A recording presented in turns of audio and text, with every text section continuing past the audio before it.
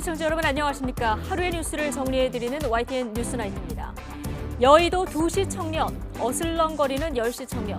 이준석 전 대표를 둘러싸고 국민의힘 청년 정치인들 사이의 논쟁이 진흙탕 싸움으로 번지고 있습니다. 나름의 절실함이 있겠습니다만 어찌됐건 국민들 피로감은 커지고 있습니다. 나이트 포커스에서 다뤄보고요. 윤석열 정부 첫 검찰총장 후보자가 지명된 다음 날 하루 2번 대통령 기록관에 대한 압수수색이 진행됐습니다. 월성 원전 폐쇄, 또 탈북어민 강제 북송 의혹 사건 판도라의 상자가 열릴지 주목되는데 오늘의 헤드라인 정리해드린 뒤 관련 소식 먼저 전해드립니다.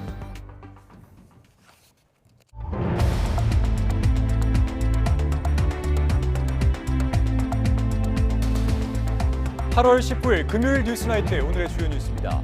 탈북어민 강제 북송 사건을 수사하고 있는 서울중앙지검과 월성 1호기 원전의 경제성 평가 조작 의혹 사건을 수사하고 있는 대전지검이 대통령 기록관을 동시에 압수수색했습니다. 문재인 정부 당시 이른바 윗선을 밝히기 위한 수사가 본격화됐다는 분석이 나오고 있습니다.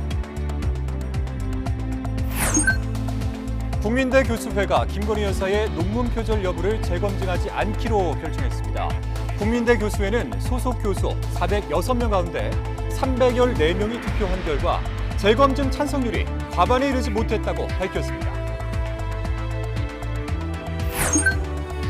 이원석 검찰총장 후보자가 부장검사 시절 법조비리 사건의 수사기밀을 유출했다는 의혹이 제기됐습니다. 이 후보자는 수사를 성공해야 하는 입장에서 수사 기밀을 유출한다는 건 있을 수 없는 일이라고 반박했는데 앞으로 인사청문회 과정에서 쟁점이 될 전망입니다. 국민의힘 윤리위가 다른 사람을 모욕하거나 대파 갈등을 조장하는 당원은 예외 없이 엄정하게 심의하겠다고 경고했습니다. 윤석열 대통령과 여권을 향해 연일 거친 발언을 쏟아내고 있는 이준석 전 대표를 겨냥한 것이란 관측이 나오고 있습니다. 화물차 기사들이 운송료 인상 등을 요구하며 파업에 돌입한 이른바 화이트 진로 사태가 100일째 이어지고 있습니다. 노사는 협상을 15차례나 진행했지만 집단 행동을 주도한 조합원의 복직 문제 등을 두고 의견 차이를 좁히지 못했습니다. 북한이 김여정 노동당 부부장 명의 담화를 통해서 윤석열 대통령이 제안한 담대한 구상을 어리석음의 극치라고 비난하며 사실상 거부 의사를 밝혔습니다. 대통령실은 담대한 구상을 통해 북한 비핵화와 남북관계 발전을 추구한다는 입장에는 변화가 없다면서 자중하라고 북한에 촉구하기도 했습니다. 30대 핀란드 총리가 참석했던 댄스 파티 영상이 공개되면서 논란이 확산되고 있습니다. 영상에는 코카인을 지칭하는 은어가 들렸다는 보도가 나오면서 총리의 마약 복용 의혹까지 제기됐습니다. 네, 최장 15년간 열람이 제한되는 대통령 기록물이 법원 영장 발부로 오늘 하루 2번 압수수색 대상이 됐습니다. 먼저 오늘 오전 월성 원전 1호기 경제성 평가 조작 의혹 사건과 관련해서 대전지검이 대통령 기록관을 압수수색했는데요. 문재인 정부 윗선에 대한 수사가 본격화됐다는 분석이 나옵니다. 이상곤 기자입니다. 검찰이 세종시에 있는 대통령 기록관을 압수수색했습니다. 월성원전 1호기 조기 폐쇄 과정에서 당시 문재인 정부가 어떤 의사결정과 지시를 내렸는지 등을 대통령 기록물을 통해 확인한 것으로 전해졌습니다. 압수수색 영장은 대통령 기록물 관리법에 따라 대전 고등법원장이 발부했습니다. 하지만 압수수색 영장에 적힌 피고인이 누군지 혐의가 무엇인지는 확인되지 않았습니다. 지난 5월 탈원전 반대 시민단체는 문재인 전 대통령을 직권남용 혐의로 검찰에 고발했습니다. 이 단체는 앞서 지난해 12월에는 조기 폐쇄 당시 산업부 에너지자원실장이었던 박원주 전 경제수석 등 청와대와 한수원 관계자 15명을 고발했습니다. 이에 따라 문재인 정부 윗선 수사가 본격화한 것 아니냐는 분석이 나옵니다. 하지만 검찰은 월성원전 관련 고발 사건들을 포괄적으로 확인하는 차원에서 압수수색이 진행됐다고 설명했습니다. 현재 월성원전 조기 폐쇄와 관련해 재판을 받는 피고인은 모두 7명입니다. 백운규 전 산업부 장관과 최이봉 전 청와대 산업정책비서관 등 4명은 직권남용과 업무방해 등의 혐의로, 산업부 공무원 3명은 관련 자료를 삭제해 감사원 감사를 방해한 혐의 등입니다. 검찰이 공소장 변경을 통해 백 전 장관에게 배임교사 혐의를 추가로 적용할 것이라는 전망이 나오는 가운데 백 전 장관 등에 대한 3차 공판은 오는 23일 진행될 예정입니다. YTN 이상곤입니다. 오후에는 탈북어민 강제북송 사건을 수사하는 서울중앙지검이 대통령 기록관을 압수수색했습니다. 확보된 기록물을 토대로 당시 문재인 전 대통령이 어떤 보고받았고 또 어떤 과정을 거쳐서 강제북송을 결정하게 됐는지를 중점적으로 들여다볼 것으로 보입니다. 손효정 기자입니다. 탈북어민 강제북송 사건을 수사하는 검찰이 대통령 기록관에 검사와 수사관들을 보내 압수수색을 벌였습니다. 지난달 국정원 압수수색 이후 한 달여 만에 이뤄진 추가 강제 수사입니다. 이번 압수수색은 대통령 기록물 가운데 당시 정부의 북송 결정 과정이 담긴 문서를 선별해 열람하는 방식으로 진행한 것으로 알려졌습니다. 검찰은 문재인 정부가 지난 2019년 11월 동료 선원 16명을 살해한 혐의를 받는 탈북어민 2명을 강제로 북한에 돌려보냈다는 의혹을 수사하고 있습니다. 지난달 국정원은 서훈 전 국정원장 등을 합동조사를 조기 종료시킨 혐의 등으로 시민단체도 문재인 전 대통령과 정의용 전 국가안보실장 등을 각각 고발했습니다. 국정원 고발 이후 일주일 만에 국정원을 압수수색했던 검찰은 그동안 관계기관 실무자들을 불러 사실관계를 확인하며 혐의 다지기에 주력해왔습니다. 또 북송 과정이 담긴 영상, 사진과 함께 어민들이 자필로 귀순 의사를 밝혔다는 보호 신청서 등을 확보해 분석했는데 관련 판례 등을 바탕으로 어민들의 귀순 의사에 반해 송환 결정이 내려졌다면 위법이라는 쪽에 무게를 두는 것으로 알려졌습니다. 무엇보다 어민 납포 이틀 만에 당시 노영민 청와대 비서실장 주재 회의에서 북송 방침이 결정됐고 이후 서 전 원장이 합동조사를 조기 종료했다는 내용이 국정원 고발장에 포함된 것으로 전해졌습니다. 검찰이 한 달여 만에 전격적인 대통령 기록관 압수수색에 나선 것도 각 부처가 청와대에 보고한 내용과 청와대 지시를 확인하기 위해서로 풀이됩니다. 확보된 대통령 기록물을 바탕으로 청와대의 의사결정 과정을 시간대별로 재구성할 것으로 보입니다. 또 이 과정에서 문재인 전 대통령과 참모진 사이에 어떤 지시와 후속 보고가 오갔는지도 중점적으로 살펴볼 전망입니다.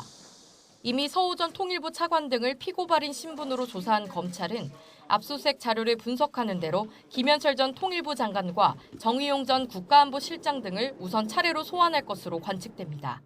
YTN 손효정입니다. 탈북어민 북송 사건 관련해서 오늘 국민의힘이 문재인 정부 인사 10명을 검찰에 고발하는 일도 있었습니다. 안보 현안에 대한 여당의 공세에 민주당은 대통령실 국정조사를 거듭 요구하면서 맞불을 놨습니다. 정유진 기자의 보도입니다. 탈북어민 북송 사건 등을 자체적으로 조사해온 국민의힘이 문재인 정부 인사들을 무더기로 고발했습니다. 노영민 전 청와대 비서실장과 정의용 전 청와대 국가안보실장 등 10명이 대상입니다. 북한과의 관계를 의식한 문재인 정부가 귀순 의사를 밝힌 탈북 어민들을 불법적으로 북한에 돌려보냈다는 게 여당의 판단입니다. 위원장으로서 이번에 우리 국가 안보를 문란시킨 책임자들에 대해서 처벌을 요청하기 위해서 고발하러 왔습니다.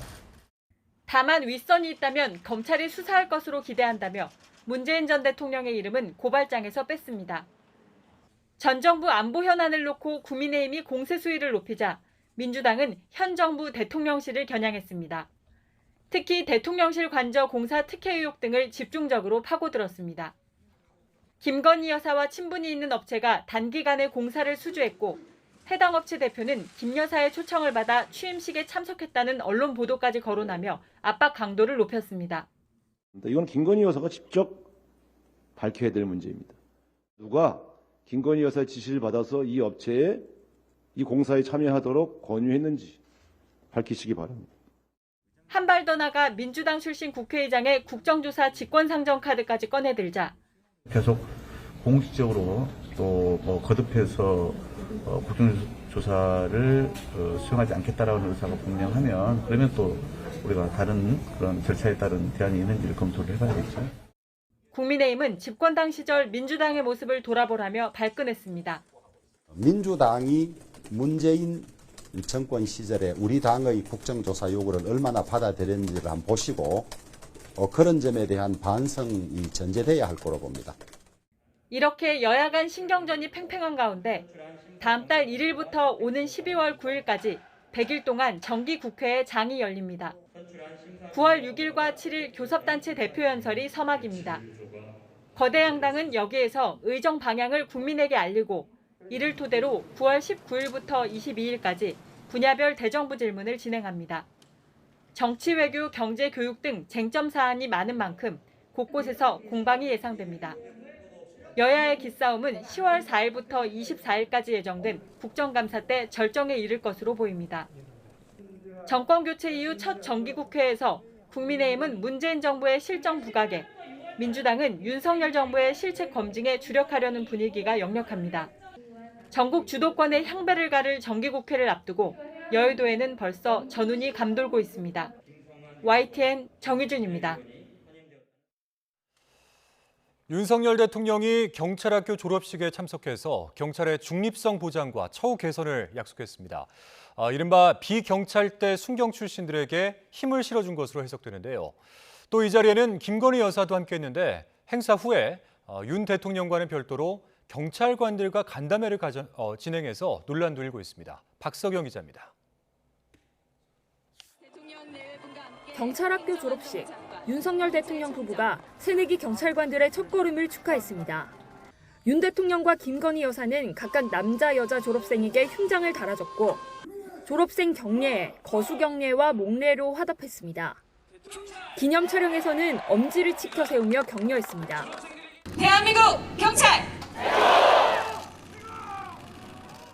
축사에서 윤 대통령은 최근 논란이 거셌던 행정안전부 경찰국 신설을 의식한 듯한 발언을 했습니다. 경찰 중립성 보장을 강조하며 순경 출신의 처우 개선과 공정한 기회 등을 약속했는데 비경찰대 출신의 힘을 실어준 것으로 해석됩니다. 정부는 헌법과 법률이 정한 바에 따라 경찰 제도를 운영해 나갈 것이며 경찰의 중립성을 보장할 것입니다. 행사 이후에는 2030 청년 경찰관들과 간담회를 열고 현재의 어려움과 미래 경찰상 등에 대해 대화를 나눴습니다. 졸업하는 우리 새내기 경찰관들하고 여러분들 만나니까 쌓인 스트레스도 풀리고 저 자체가 일단은 기분이 좋습니다. 이와는 별도로 김건희 여사도 여성 경찰관들과 비공개 간담회를 가진 것으로 확인됐습니다. 같은 장소를 방문한 대통령 내외가 비슷한 행사를 따로따로 나눠서 진행한 건 이례적입니다. 문재인 전 대통령 부부도 지난 2019년 중앙경찰학교 졸업식에 참석했는데 당시 김정숙 여사는 별도의 간담회를 진행하지 않았습니다. 이를 두고 야당은 김 여사가 허위 학력 경력 의혹으로 경찰 수사를 받고 있다는 점을 들어 부적절하다고 강하게 비판했습니다. 국민이 뽑은 것은 윤석열 대통령이지 김건희 여사가 아닙니다. 대한민국 경찰에게 흉장을 달아줄 것이 아니라 제대로 된 수사부터 받으십시오. 앞서 경찰은 김 여사에게서 받은 자료에 대해 최종적으로 법률 검토하고 있다고 밝혔는데 이르면 다음 주에 결론을 내린다는 방침입니다. YTN 박석영입니다. 국민대학교 교수회가 김건희 여사의 논문 표절 여부를 재검증하지 않기로 했습니다.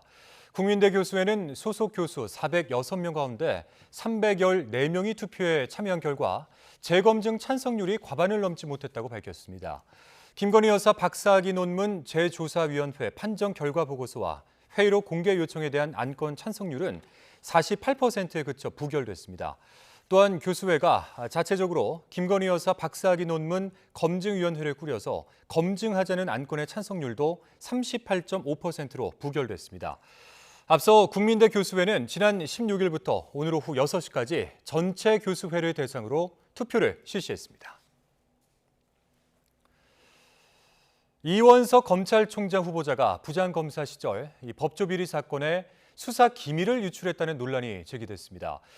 이원석 후보자는 있을 수 없는 일이다 이렇게 반박했지만 선뜻 납득하기 어려운 지점도 있어서 향후 국회 인사청문회 과정에서 쟁점이 될 전망입니다. 우철희 기자입니다. 이원석 검찰총장 후보자는 지난 2016년 서울중앙지방검찰청 특수 1부장으로서 법조 비리 사건인 정운호 게이트 수사를 이끌었습니다. 정운호 네이처리퍼블릭 대표의 상습 도박 혐의를 둘러싼 검찰의 무혐의와 재판 과정에서 전 현직 부장판사와 검사장 출신 변호사 등이 연루돼 전관 예우와 뇌물 등의 비리가 드러난 사건입니다. 이 사건은 2년 뒤 불거진 사법행정권 남용 의혹 사건에서도 소환됩니다. 이원석 후보자가 검찰의 수사 내용을 사법연수원 동기인 법원행정처 윤리감사관에게 알려줬다는 내용이 관련 판결문에 적시된 겁니다. 사법행정권 남용 의혹 1, 2심 판결문을 보면 김현보 당시 행정처 감사관은 이원석 후보자와 4개월 동안 40여 차례 이상 통화하면서 35차례에 걸쳐 메모나 보고서 형태로 통화 내용을 상세히 기재했습니다. 특히 이원석 후보자는 계좌 추적 영장 신청 예정이라는 내밀한 수사 진행 상황은 물론 현금 1억 원을 전달했다는 관련자 진술까지 알려준 것으로 적시됐습니다. 그러나 이원석 후보자는 수사를 성공해야 하는 입장에서 수사 기밀을 밖으로 내보낸다는 건 있을 수 없는 일이라고 반박했습니다. 관련자 10여 명을 구속 기소해 전부 유죄 판결을 받는 등 엄정하게 처리한 사건이라면서 실제 재판 업무를 계속 수행하던 부장판사에 대한 징계와 감찰에 필요한 부분만 한정해서 통보했다고 설명했습니다. 물론 사법행정권 남용 의혹에 연루된 새 부장판사는 전달된 내용이 공무상 비밀로 볼 수 없다는 등의 이유로 무죄를 확정받긴 했습니다. 하지만 40여 차례나 되는 통화 횟수는 물론 영장 신청 예정 사실이나 관련자 진술이 징계와 감찰에 필요한 부분이라고 보기에는 선뜻 납득하기 어렵다는 점에서 향후 국회 인사청문회 때 주요 쟁점이 될 것으로 보입니다. YTN 우철입니다. 이준석 전 대표를 둘러싼 국민의힘 내부의 갈등이 깊어지면서 한때 보수 정치권에 신선한 바람을 일으켰던 이 청년 정치인들마저 갈라서는 모양새입니다. 이에 대해서 당 윤리위원회가 경고의 메시지를 보냈는데요. 이준석 전 대표를 겨냥한 게 아니냐는 목소리도 나오고 있습니다. 이경국 기자입니다. 이준석 전 대표를 공개 비판했던 장해찬 청년재단 이사장이 이번엔 측근들을 정조준했습니다. 김용태 전 최고위원과 이준석 체제에서 공개 선발된 대변인들을 향해 사회 경험 없이 정치권에 어슬렁거리는 여의도 두시 청년이라고 비판한 겁니다.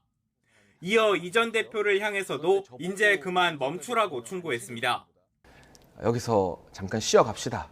그게 더 멀리 가는 길입니다. 여기까지 하겠습니다. 이에 이 전 대표는 먹고 살기 위한 호구지책이라고 평가절하하며 즉각 반발했습니다. 김용태 전 최고위원도 어처구니 없는 트집이라며 의도가 의심된다고 지적했습니다. 배후에 누군가가 장해찬 이사장을 통해서 좀 조언을 했거나 한 것은 아닌지에 대한 좀 의문이 있고요. 청년 정치인의 분열과 더불어 당내에서도 이 전 대표를 두고 공방이 격화했습니다. 의원들이 굉장히 부글부글 끓고 있습니다. 전부 남 탓이고 뭐 윤핵관 탓이고 대통령 탓이고. 사실 윤리 징계부터 그거 말이 안 되는 거거든요. 딴 거 아니에요. 지금 생존투쟁이죠. 생존투쟁.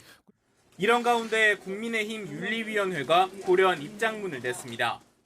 윤리위는 당내 혼란이 방치돼선 안 된다며 정치적 입장을 밝히는 데 있어 타인을 모욕하거나 계파 갈등을 조장한다면 예외 없이 엄정하게 심의하겠다고 경고했습니다.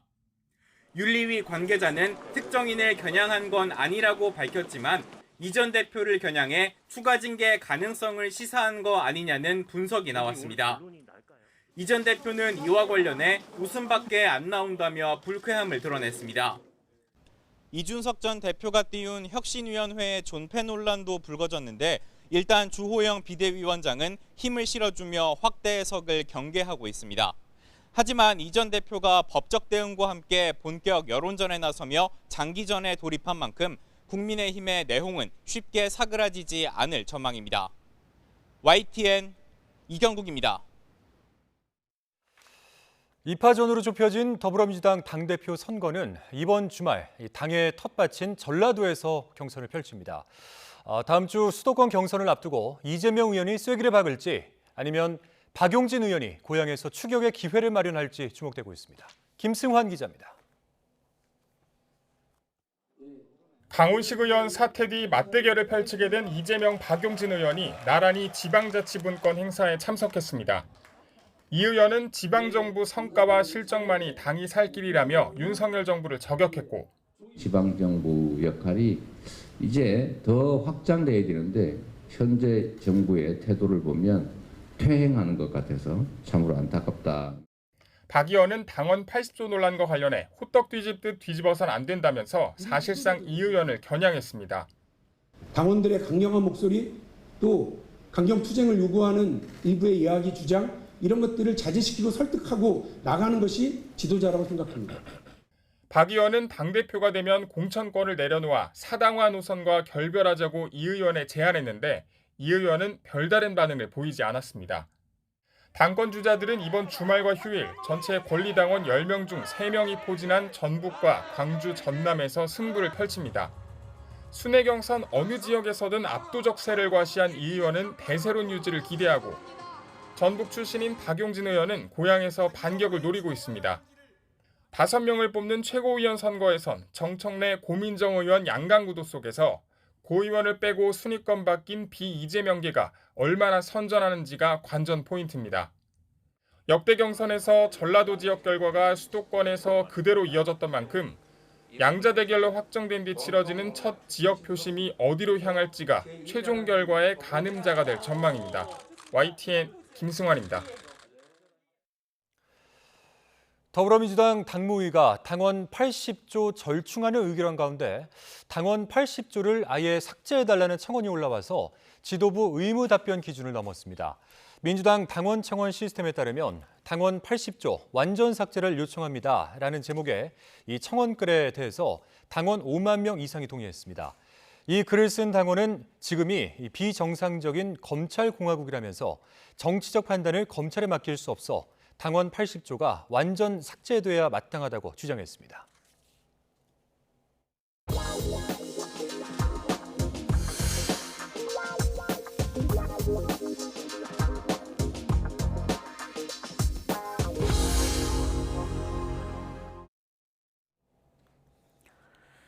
어리석음의 극치, 북한 김여정 노동당 부부장이 우리 측이 제안한 담대한 구상에 대해서 매우 원색적인 비난을 가하면서 거부의 뜻을 분명히 했습니다. 윤석열 대통령을 향해서 시종일관 거칠게 비난했는데 정부는 대단히 유감스럽다는 입장을 밝혔습니다. 홍주혜 기자입니다. 윤석열 대통령이 광복절 경축사에서 담대한 구상을 제안한 지 나흘 만에 북한의 공식 반응이 나왔습니다. 조선중앙통신은 물론 북한 주민들이 읽는 노동신문에도 게재된 김여정 노동당 부부장의 담화를 통해서입니다. 김 부부장은 담대한 구상을 가리켜 실현과 동떨어진 어리석음의 극치라고 깎아내렸습니다. 새로운 것이 아니라 10여 년 전 이명박 정부가 내세웠던 비핵 개방 3천의 복사판에 불과하다고 평가했습니다. 또 세상엔 흥정할 게 따로 있는 법이라며 핵은 자신들의 국채, 즉 국가의 근간이라고 강조했습니다. 아직 판돈을 더 대면 우리의 핵을 어째 볼 수 있지 않겠는가 하는 부질없는 망상에 사로잡혀 있는 자들에게 보내줄 것은 쓰거운 경멸뿐이다. 핵을 포기할 뜻이 전혀 없다는 걸 재확인한 겁니다. 경제협력이라고 하는 거 물건짝하고 바꾼다는 게 이게 말이 되느냐. 그러니까 경제협력 정도를 물건짝 정도로 얘기하는 거거든요. 그러니까 앞으로 이런 일은 절대로 없을 것이다. 그러니까 상종도 안 하겠다라고 얘기하는 거죠. 그러면서 남측이 또 무슨 구상을 갖고 문을 두드릴진 모르겠지만 절대로 상대해주지 않을 거라고 못 박았습니다. 지난달 말 정전협정 체결일 연설 때 김정은 국무위원장이 윤석열 대통령을 직함 없이 실명 비난했듯 김여정 부부장 역시 거친 언사를 쏟아냈습니다. 남한 당국의 대북 정책을 평하기에 앞서 윤 대통령 자체가 싫다는 원색적인 표현도 등장했습니다.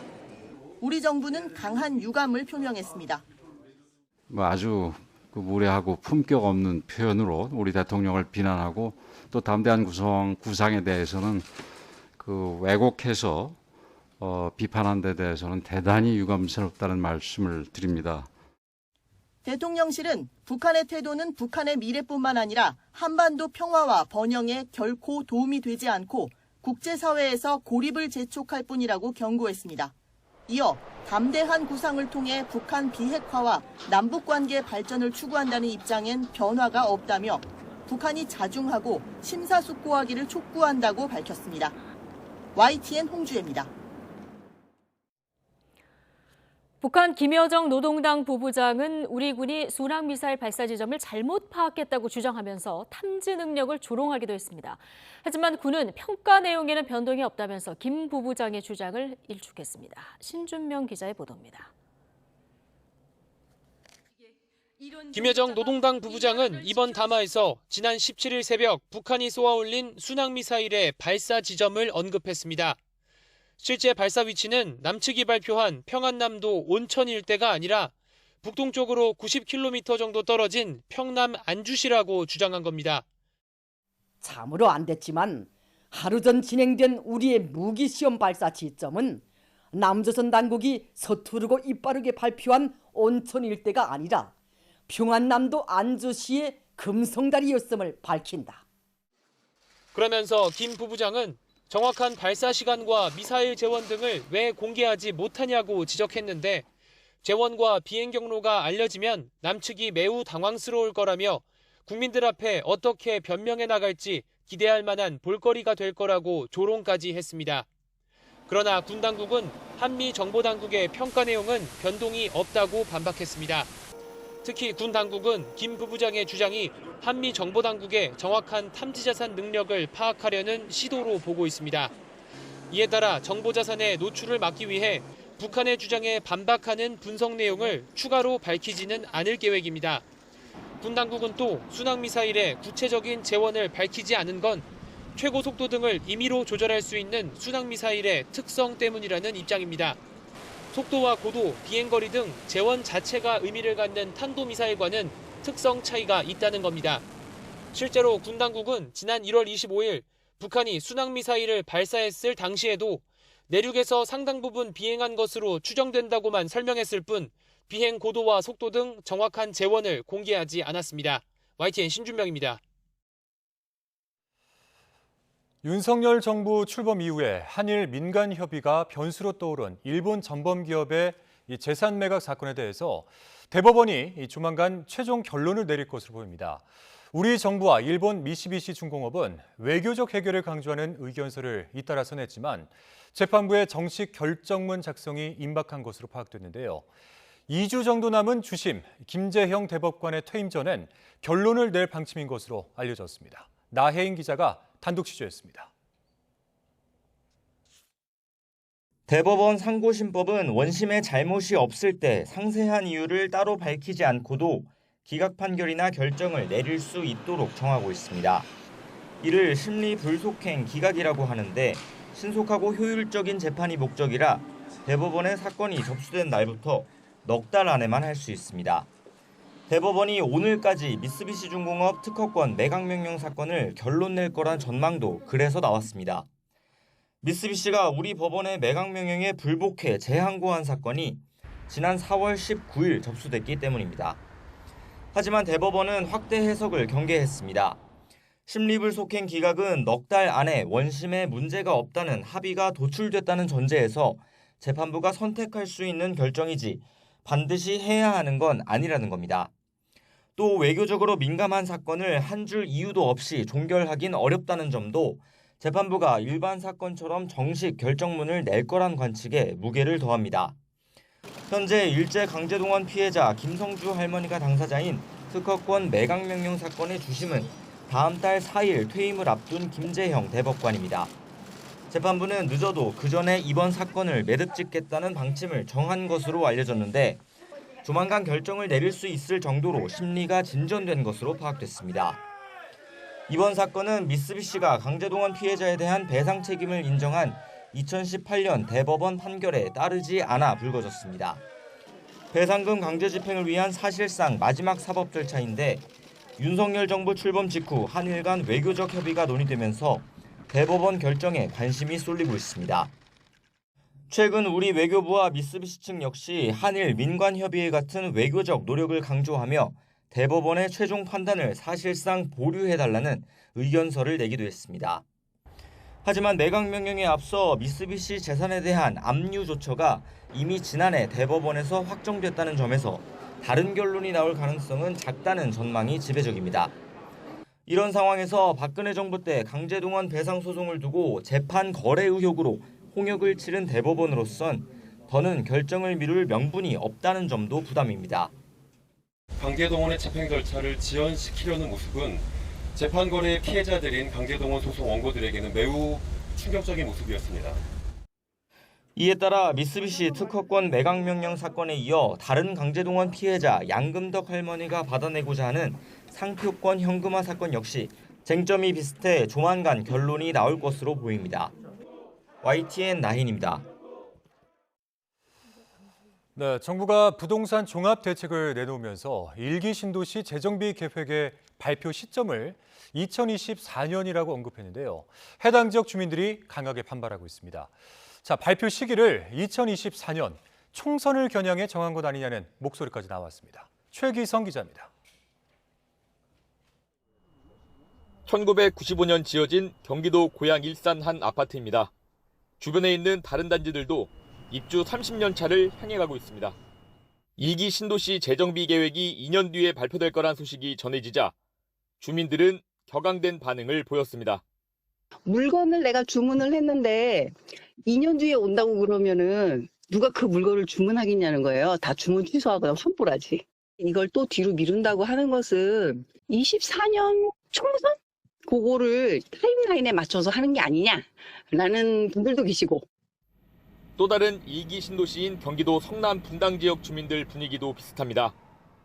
처음에 스타트하는 시점이 이제 2024년이 돼버리면은 그때까지 그 시간을 주민들이 과연 버티겠느냐 이거죠. 이제 지금처럼 이렇게 뭔가 이렇게 하려고 했던 의지들이 이제 다 무너질 수 있는 그런 상황이 돼버린 거죠.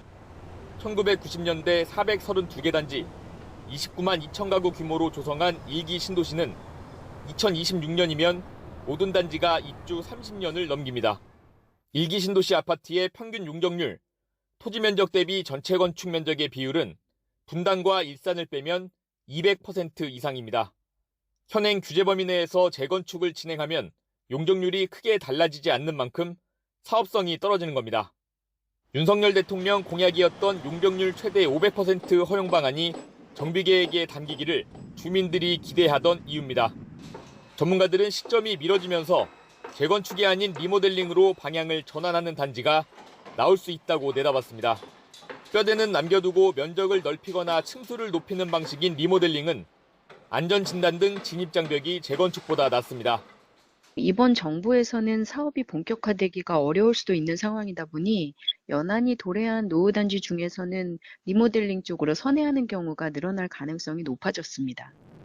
국토교통부는 계획 마련 시점을 밝힌 건 이번이 처음이라면서 기존에도 연내 착수 입장만 고수했을 뿐이라며 메시지 전달에 혼선이 있었다고 해명했습니다.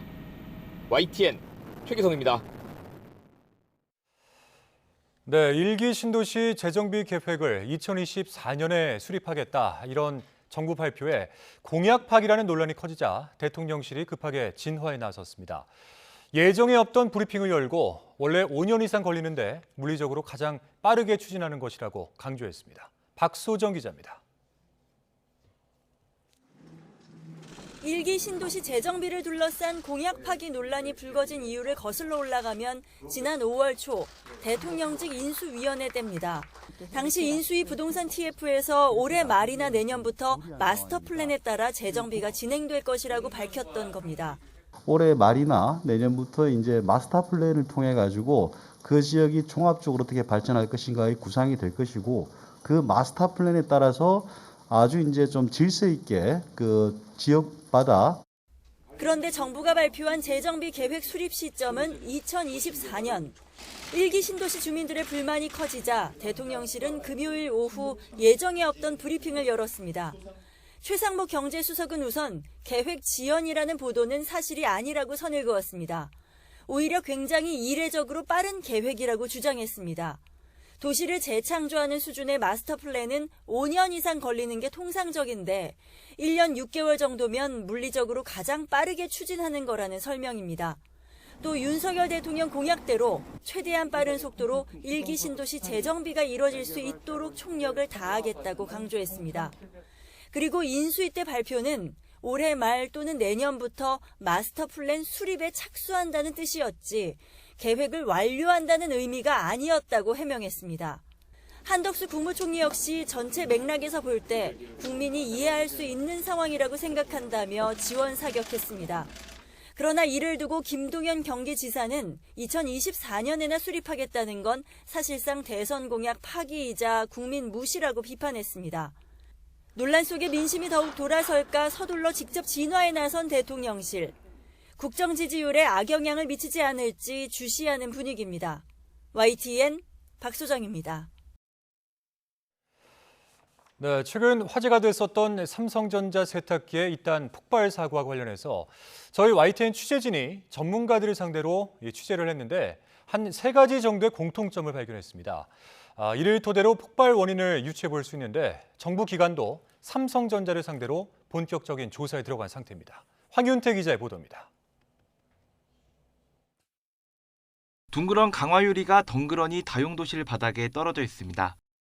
접착제로 보이는 흰색 물질이 그대로 붙어 있습니다. 최근 강화유리 깨짐 현상이 잇따라 발생한 삼성전자 세탁기와 같은 모델입니다.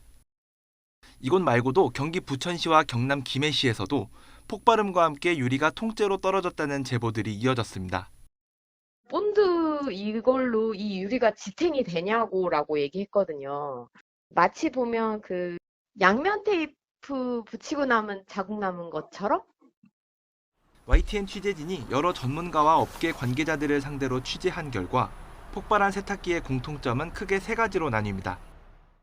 동일한 모델에서 사고가 발생했고 생산 시기가 비슷하다는 점, 그리고 무더운 여름에 깨짐 현상이 집중적으로 발생했다는 점입니다. 결국 세탁기의 본체와 강화유리 사이에 있던 접착제가 녹아 흘러내려 사고가 난 것으로 추정됩니다.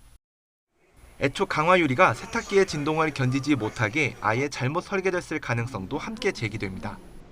삼성전자도 공식 입장을 통해 일부 모델의 강화유리가 접착 불량 등으로 이탈하는 사례가 발생했다고 공식 확인했습니다. 그러면서 고객들에게 불편과 심려를 끼친 데 대해 진심으로 사과한다고 밝혔습니다. 다만 아직까지는 무상교체와 함께 사전 점검만 권유하는 상황입니다. 정부 차원에서도 본격적인 조사에 들어갔습니다. 한국소비자원이 삼성전자의 사고와 관련된 사실 확인을 요구하는 공문을 보낸 데 이어 산업통상자원부 산하 국가기술표준원에서도 삼성전자의 사고 관련 통계와 원인에 대한 정보를 요구하는 공문을 보내 본격적인 조사에 착수했습니다. 자료 요청을 내보내서 자료를 오면 이제 검토를 저희가 하고요. 필요하면 어떤 위원회를 통해서 이렇게 할 수도 있고 아니면 저희 자체로 검토할 수도 있고. 이와 별개로 일부 소비자들은 삼성전자를 상대로 법적 대응을 준비하고 있습니다. YTN 황윤태입니다. 화물차 기사들이 운송료 인상 등을 요구하며 파업에 돌입한 이른바 하이트 진로 사태가 100일째 이어지고 있습니다.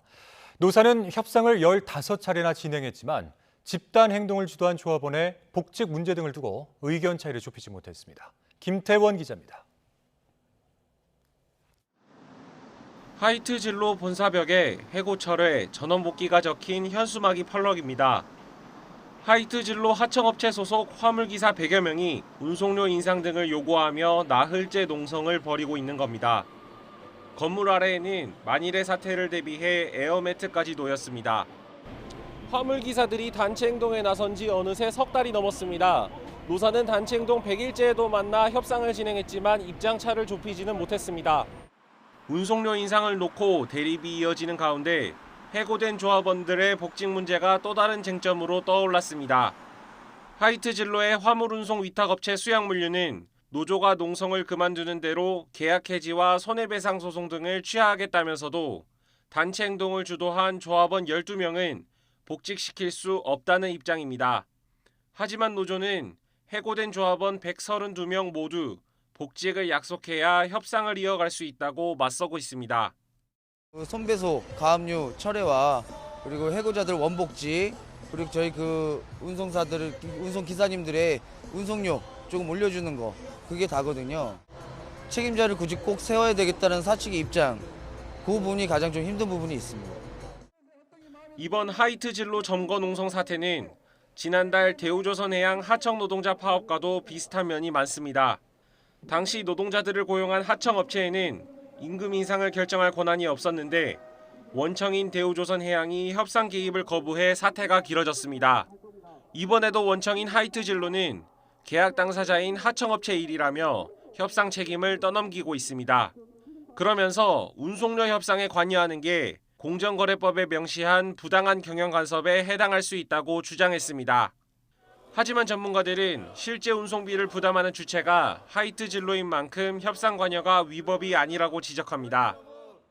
노조법에서는 이제 근로기준법과 좀 더 다르게 사용자성을 폭넓게 인정하고 있어가지고 제가 생각하기에는 이건 하이트진로에게도 교섭 의무가 있고, 정부는 화물차 기사들이 속한 화물연대가 법의 노조인 만큼 노사 간의 자율적 협의에 맡기겠다는 원론적 입장만 내놨습니다. 노동법상의 행위가 아니고 그냥 일반 단체의 일반적인 집단 행동인 거예요. 거기에 대해서는 저희가 사실 권한이 없잖아요.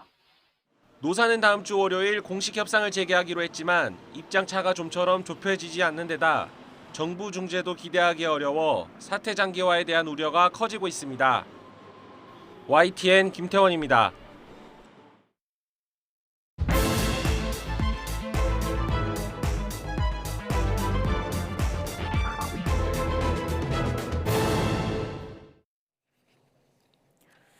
네, 국민의힘 비대위 출범 이후에도 당 내홍은 좀처럼 사그라들지 않고 있습니다. 한때 국민의힘 미래 세대로 주목받았던 청년 정치인이 서로를 향해서 연일 비판을 쏟아내고 있는데요. 나이트 포커스, 오늘은 정호김, 김영주 전직 의원 두 분과 함께하겠습니다. 어서 오십시오. 안녕하세요. 예, 안녕하십니까. 이준석 전 대표를 직격한 장해찬 청년재단 이사장, 또 이준석 전 대표와 측근들 사이에 물고 물리는 설전이 지금 계속되는 상황입니다. 오늘도 계속 이어졌는데요. 자, 오늘은 장해찬 이사장이 김용태 전 최고위원 등 이 전 대표 그 측근 인사들을 겨냥해서 여의도 2시 청년, 자, 이런 말로 비판을 했는데 요즘에 그 상대방 말을 가져와서 비판하는 게 좀 트렌드인가요? 예, 전날 이 전 대표가 발언을 했더라고요. 어떻게 보십니까? 2시 청년 정치 낭인들을 빗대가지고 비판을 했는데 실제로 장해찬 재단 이사장이죠. 청년재단. 2시 청년은 바로 지금 이준석을 옹호하는 이러한 청년 소위 나는 국대다 출신 대변인이라든지 아니면은 이제 김용태 최고위원을 빗대가지고 또 비난을 하자. 다시 또 장해찬 재단 이사장에 대해서 우리가 2시 청년님은 당신은 10시 청년이다 그러면서 이런 싸움들을 어제 국회 소통관에서 10시에 그렇습니다. 기자회견을 했다고. 그것도 이제 김용태 최고위원에게 전당대회에서 뒤진 그런 비례대표 의원이라 그러더라고요. 근데 전 누군지 솔직히 모르겠습니다. 근데 그 비례대표 의원의 이름으로 아마 국회 기자회견장, 그러니까 소통관이죠.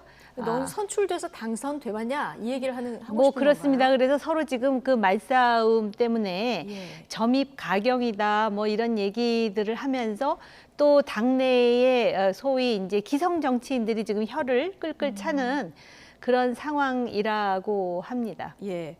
점입 가경이다 이런 표현을 써주셨는데 오늘 김용태 전 최고위원 재산 문제 공격까지 나오고요. 지금 누구 하나 멈출 기미가 안 보여요. 어떻게 보십니까? 우선은 결과적으로는 청년 정치인들 간의 내부 경론이 이루어지고 있는데 한편으로 보면 이제 그 논의 속에 숨어 있는 이제 이야기들은 누가 시켜서 나왔나, 장해찬 청년대장 공익 법인 이사장이 이제 그런 부분이 있어서 이미 그 내용 속에서 이미 윤 대통령하고 이준석 전 대표하고의 갈등의 원인들이 다 표출되고 있다.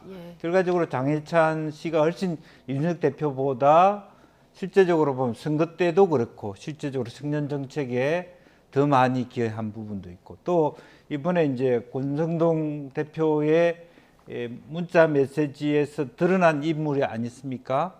강모 씨라고요. 네, 그분도 실제적으로 보면 훨씬 대통령실에서 일을 해야 될 만큼 많은 기여를 한 것 같고 따라서 그동안의 대통령과 소위 윤핵관들은 이준석 때문에 이긴 것이 아니라 청년을 사로잡은 브레인들은 따로 있다라고 생각하는 부분이고 그것이 이참에 다 드러나는 거죠. 그리고 윤석 대표는 어쨌든 내가 그나마도 20대를 더 이 당에 입당시킨 그 힘으로서 이번 선거에 내가 기여했다. 이제 그런 것들이 이번에 드러나는 건데 네. 어쨌든 그 이제 그러면서 실제적으로 당의 어른들이 보이지 않는 부분들도 문제고 또 하나는 그 장예찬 씨 같은 경우는 뭐 두 사람들의 논쟁이 누가 옳다 그르다를 떠나서 지금 현재 소위 전리품을 갖고 있는 사람이잖아요. 그러니까 젊은 나이에 청년재단 이사장이 됐다라고 하는 부분이고 또 그 재단이 정치하고 무관한 청년의 취업 뭐 이런 문제를 다루고 있기 때문에 이 싸움에 들어오는 것 자체가 저는 적절하지는 않다. 그리고 그 자기 이야기를 하는 공간도 국회를 빌려서 하는 것도 적절하지 않다. 그렇게 보여집니다. 조금 전에 말씀을 해주셨듯이 이제 배우론을 둘러싼 공방도 이어지고 있는데요. 김용태 전 최고위원은 장예찬 이사장의 배후에 누가 있는지 의문이다 이렇게 목소리를 높였는데요. 발언 직접 듣고 오시죠. 청년재단이라는 이사장께서 제가 알기로는 지금 당직이 없는 걸로 알고 있는데 왜 국회 소통관에서 어제 이 시점에서 기자회견 했는지에 대해서 저는 좀 납득하기가 좀 어려웠어요. 어떤 재단의 이사장이 국회라는 곳에서 기자회견 한 것이 어떤 목적이 있거나 혹은 또 배후에 누군가가 장예찬 이사장을 통해서 좀 조언을 했거나 한 것은 아닌지에 대한 좀 의문이 있고요. 자, 어떤 목적이 있거나 혹은 배후에 누군가 조언을 하거나 아마도 윤핵관을 지목하는 게 아닌가 싶은데 오늘 SNS에서 이준석 전 대표도 이 배후설에 힘을 실었거든요. 좀 일리 있는 주장이라고 보십니까? 그 물증 없이 그 말하기는 상당히 조심스럽지만은 지금 이러한 정황 자체가 그런 그 의심을 하게끔 만드는 그런 환경으로 지금 치닫고 있는 것은 사실이고요. 아까 제가 점입 가경까지 얘기했잖아요. 그런데 이제 소위 기존의 그 정치인들, 그 20, 30 세대가 아닌 정치인들의 입장에서는 정말 구상유치다 해가면서 뭐 이렇게 말싸움을 하고 오히려 이런 싸움 자체가 지금 어렵게 출범한 비대위의 활동이 부각되기보다는 지금 청년들 싸움으로 또 다른 내용으로 비춰지는 측면이 있고요. 그다음에 또 하나는 감탄고토, 그러니까는 청년 세대를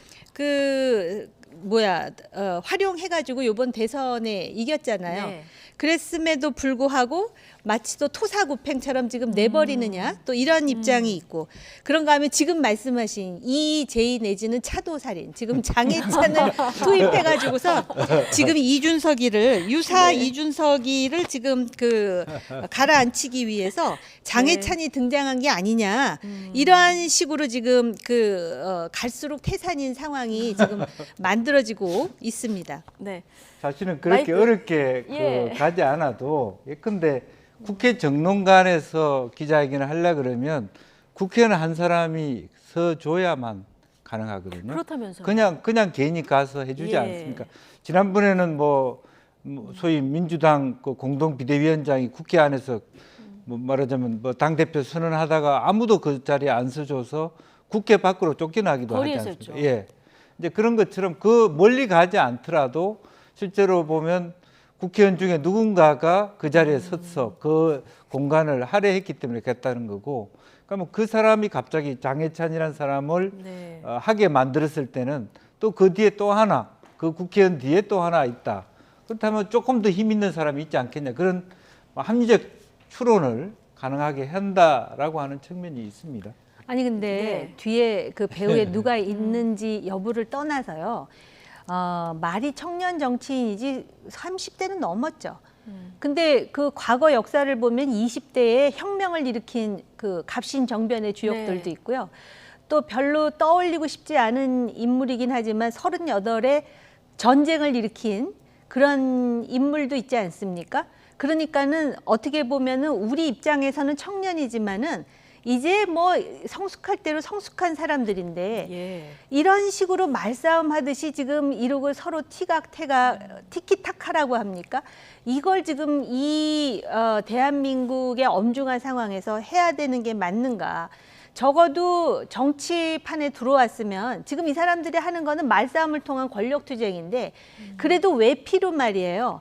정책을 가지고 내지는 노선을 가지고 뭔가 이 청년들의 고민까지 그 반영하면서 이렇게 하는 모습으로 좀 보이면 좋겠습니까? 근데 이거 말싸움하는 거 보면은 마치 또 고등학생들이 골목길에서 그래 너 잘났다 하듯이 계속해서 이런 식의 상황을 만들고 만에 하나라도 배후에 누가 있다면은 정말 이 청년들이 지금 이런 거를 누구한테 배웠겠어요? 기성 정치인들한테 배우지 않았겠어요? 뭐 야단치는 목소리들이 많은데 과연 야단칠 자격이 있는지 이런 상황을 보고 지금 곱씹어야 될 사람들이 한둘이 아닌 것 같습니다. 장혜찬 이사장은 다수의 청년들이 말하지 못하고 있다가 나한테 고민을 토로해서 했다. 배우는 없다. 지금 내가 이준석 대표 공격하니까 이준석 대표가 이준석 대표 측근들을 또 지원하고 나서니까 이게 배우다 또 이렇게 공격을 하고 나선 상황인데 어쨌든 좀 윤핵관이라고 불리는 의원들은 최근에 말을 아끼고 있는 이런 상황인데요. 지금 이 현 상황을 어떤 마음으로 바라보고 있을까요? 그렇습니다. 그러니까 실질적으로 보면 결국에는 또 이렇게 되면 뭐 젊은 정치인들을 쓰고 버렸다라는 평가밖에는 나올 수가 없다. 두고 봐라. 특히 정책적 또 미래지향적 어떤 젊은 어떤 정치인들의 어떤 그 장점을 키워주는 것이 아니라 젊은 정치인들은 보니까 아주 뭐 소란스럽기만 하고 뭐 또 기성 정치인보다 더 이기적이더라.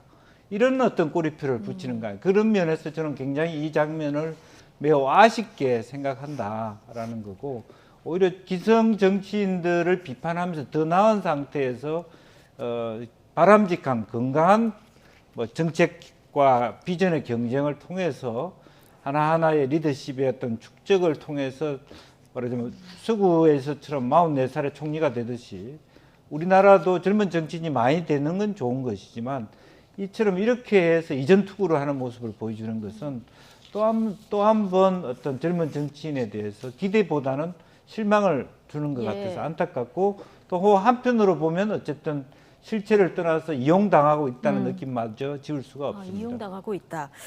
보수 정당에서 사실 청년 정치인들이 가세했던 것도 굉장히 이례적이고요. 그러면서 당도 젊어지고 이미지 변신도 시도가 됐고 그리고 또 이 실제로 좀 지지층도 넓어지고 이런 긍정적인 측면이 있었는데 지금 이런 청년 정치인들이 분열되는 결과적으로 굉장히 말씀하신 대로 안타까운 부분인 것 같습니다. 조금 전에 이용당했다고 말씀하셨잖아요. 저도 그 부분이 안타깝거든요. 왜냐하면 이번 대선도 그렇고 사실 그 국민의힘 하면은 굉장히 올드한 정당이라는 그 이미지가 더 씌워졌었는데 그 청년 세대들의 지지라든지 또는 많은 참여라든지 또 그들이 선거 과정에서 내놓는 다양한 그 아이디어를 반영하면서 젊은 정당으로 탈피하기 위해서 얼마나 많은 노력을 했습니까? 그런데 그런 세대의 연합이 지금 와장창 깨지는 상황이 이런 상황인데다가 마치도 지금 청년들을 또다시 진영으로 나뉘어가지고 지금 그 링 위에 올려놓고 마치도 그 검투사들의 그런 어떤 처절한 그런 그 싸움을 구경하듯이 지금 이런 상황을 만들었다면 실제로 배후에 누가 있던 없던 간에 이거는 굉장히 지금 안타까운 일이고요. 또 이걸 가지고 사실 말을 하는 게 맞는지도 모르겠어요. 어찌됐든 그게 무슨 얘기든 자신들의 의사를 표출하는 거잖아요. 근데 이 표출에 대해서 그 소위 그 기성 정치인이다 해갖고 저를 포함해서 이런 말 저런 말 하는 것이 맞는가? 일단 이들이 끝까지 어떤 의견을 표출하면서 스스로가 다시 수렴이 되든지 아니면은 나눠지든지 이들의 의사를 일단 지켜보는 것도 기존 정치권이 해야 될 일이 아닌가. 왜냐하면 쓰고 버리는 것밖에 더 됩니까? 지금 상황이. 그리고 이 정도면 차라리 애교인 게요. 아마 그 언론을 보시면 아셨겠지만 그 핀란드의 여성 총리 결국 술 마시고 뭐 마약 얘기도 나오는데 광란의 파티를 하다가 지금 동영상이 공개됐거든요. 이런 거에 비하면 한국 청년 정치인들은 뭐 저 정도 싸우는 거는 상당히 약과 아닙니까? 그리고 아직까지 지금 선을 넘은 건 아니니까 저들이 지금 마음속에 어떤 울분이 있고 어떤 얘기를 하는지 좀 지켜보는 것도 좀 필요한 게 아닌가? 국민들 뭐 피로감이 있긴 합니다만은 이것 또한 의견 표출의 과정인 만큼 좀 지켜볼 필요도 있다. 저는 이거 의견 표출이라고 봅니다. 좋은 의견 주셨는데요. 자, 이준석 대표는 어쨌든 지난 주말 기자회견 이후에 연일 윤석열 대통령에 대한 직접 비판을 계속 이어가고 있습니다. 그동안 이준석 전 대표에 힘을 실어줬던 당내 인사들도 공개적으로 쓴소리를 내기 시작했는데요. 조혜진 의원 발언 잠시 듣고 오시겠습니다. 계속 그냥 지금 비아냥대고 조롱되고 막 그냥 폭로하고 야당도 그 정도까지는 지금 이야기 안 하고 있거든요. 대통령에 대해서. 근데 집권당 대표가 자기 당 소속의 대통령에 대해서 그렇게 이야기하는 거는 이거는 잘 되라고 직원 공언하는 걸 넘어서 가지고 그냥 뭐 그 좀 대통령과 어떻게 보면 1대1 대립 구도를 만들어 가지고 자기 정치 위상을 키우겠다는 거밖에 안 보이고. 네, 대통령과 1대1 구도를 만들어서 자기 정치 위상을 키우겠다는 의도다. 자, 우군들로 보였던 의원들 조금씩 돌아서는 이런 발언들을 내놓고 있습니다. 조혜진 의원 사실 이준석 대표가 돌아오는 길을 좀 남겨둬야 된다 이런 주장을 했었는데요. 네. 자, 일각에서는 이 전 대표가 계속 날선 비판을 지금 이어가고 있는 데는 이슈를 계속 끌고 가기 위한 어떤 전략이 있을 것이다 이런 분석도 나오던데요. 어떻게 보십니까? 글쎄 뭐 굉장히 긴 어떤 그 전망으로 자기 인생의 정치를 보는 거 아닌가 싶습니다. 그러니까 쉽게 얘기하면 윤석열 대통령과 소위 윤핵 간의 정치적 운명이라고 하는 건 5년도 안 남았다. 그러나 나의 정치 생명은 50년 이상 남을 수도 있다. 그런 생각을 갖고 있다고 보여지고요. 또 그러면서 결과적으로 본인이 생각했던 세대 포이론, 결과적으로는 이 꼰대 같은 사람들은 자연스럽게 사라질 것이고 내가 계속적으로 이슈를 가지고 있다면 이 20대들이 30대 되고 30대들이 40대 돼서 우리 사회의 주류가 될 것이고. 그래서 계속 지금 당원들 네. 그 가입할 것을 그런 거죠. 그러니까 당 밖에 있는 것이 아니고 그런 거 일정 순간 현재 지금 보면은 여만뿐만 아니라 여든 야든 국민들이 봤을 때 공감 없는 정치, 기성 정치에 대한 피로감들이 쌓인다 그러면 여와 야가 한꺼번에 확 바뀌어버리는 계기가 될 수도 있는 것이고요. 이제 그랬을 때 새로운 찬스가 있을 수 있는 것이다. 이제 그런 거고요. 또 하나는 이제 어쨌든 자기가 하지 않았든 모르지만 성접대나 성상납 의혹에 대해서 한마디도 하지 않지 않습니까? 이제 그런 것을 통해서 새로운 의제를 가지면서 자기가 했던 과거를 물타기 한다거나 없애버리는 그런 요소들, 그런 거고 조금의 어떤 뭐 가처분 그 결과가 인용이 되든 안 되든 일정 정도 그럼에도 불구하고 초기 뭐 최고위원회에 무산되는 과정에서의 흠집들을 가지고 계속적으로 끌고 나갈 것입니다. 이제 그렇게 봤을 때 자기에게 손해 볼 것이 없다. 이제 그런 측면에서 오히려 길게 보면, 그렇게 길게 보고 있다면 오히려 윤 대통령과 비서실장이나 정무수석이 지금이라도 훨씬 더 많은 노력을 통해서 윤석열 전 대표가 이준석 전 대표가 조금 더 그 윤 대통령과의 자리를 갖거나 또 주용 지금 비대위원장하고 자리를 가졌다고는 합니다만은 그런 의미에서 조금 더 수위를 낮출 수 있는 그런 계기를 가져야 되는데 최근에도 대통령께서 수위를 더 높일 수밖에 없는 얘기를 하셨잖아요. 다른 정치인이 얘기하는 그런 표현을 썼단 말이죠. 어떻게 제1당의 대표에 대하여 뭐 제1야당의 박홍근 대표에 대해서도 그런 얘기를 해서 말하자면 어떤 그 나를 그렇게 값싸게 취급하느냐 이런 볼멘 소리를 낳게 했습니다만 그거는 뭐 야당 이야기는 그렇습니다만은 이준석 대표가 그렇게 세게 나올 수밖에 없는 또 배경을 본인 스스로가 마련했다. 오히려 기자들이 그렇게 물어봤을 때 윤 대통령께서 참 본의 아니게 내부 총질 이런 표현을 써서 참 이 대표한테는 미안해 같이 노력했는데 이렇게 얘기했어도 될 문제 아니었나 그런 생각이 듭니다.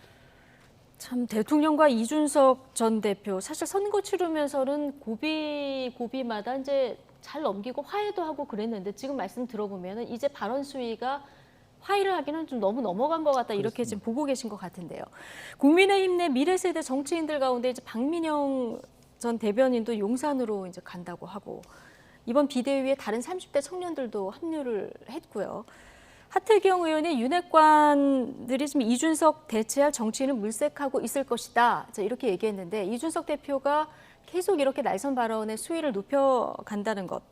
어떤 전략이 있는지는 모르겠습니다만은 점점 입지가 또 좁아지게 되는 거 아닌가 이런 우려도 나올 것 같습니다. 국민의힘 자체로 보면은 이준석 전 대표죠. 네. 입지가 없다고 해야죠. 국민의힘 자체는 이미 그 대통령을 배출한 정당이고 그리고 윤핵관 중심으로 그 조직은 아주 단단하게 지금 구축돼 있는 상황이에요. 그래서 이준석 전 대표가 비비고 들어갈 자리가 없으리라 보여요. 전체 정치권으로 보면 어떻습니까? 아니죠. 그러니까 네. 전체 여론으로 보면은 여전히 누가 잘못했습니까? 라는 여론조사를 하면 네. 얼마 전에 제가 본 기억에 따르면 윤핵관 책임이 가장 많고 예. 그다음에 윤 대통령이고 그다음에 이준석이라고 나오잖아요. 전체 여론조사. 그러니까 국민의힘의 딜레마가 그거예요. 국민의힘 지지자들, 특히 아주 그 골수 지지자들이라든지 국민의힘 조직원들의 입장에서는 이준석이 제일 잘못한 거예요. 이준석만 없으면 문제가 해결된다라고 보는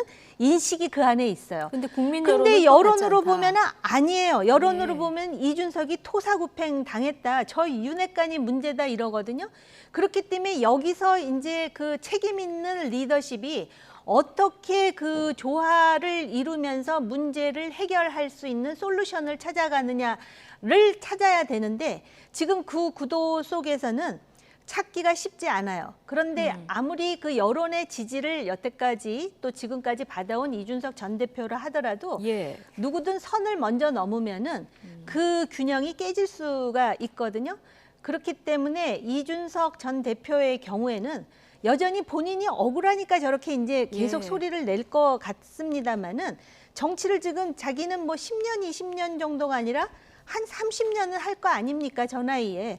그렇다면은 프랑스의 마크롱이라든지 캐나다의 트루도 같은 사람들은 어떻게 그 생존해 왔는지 그 벤치마킹을 할 필요가 있어요.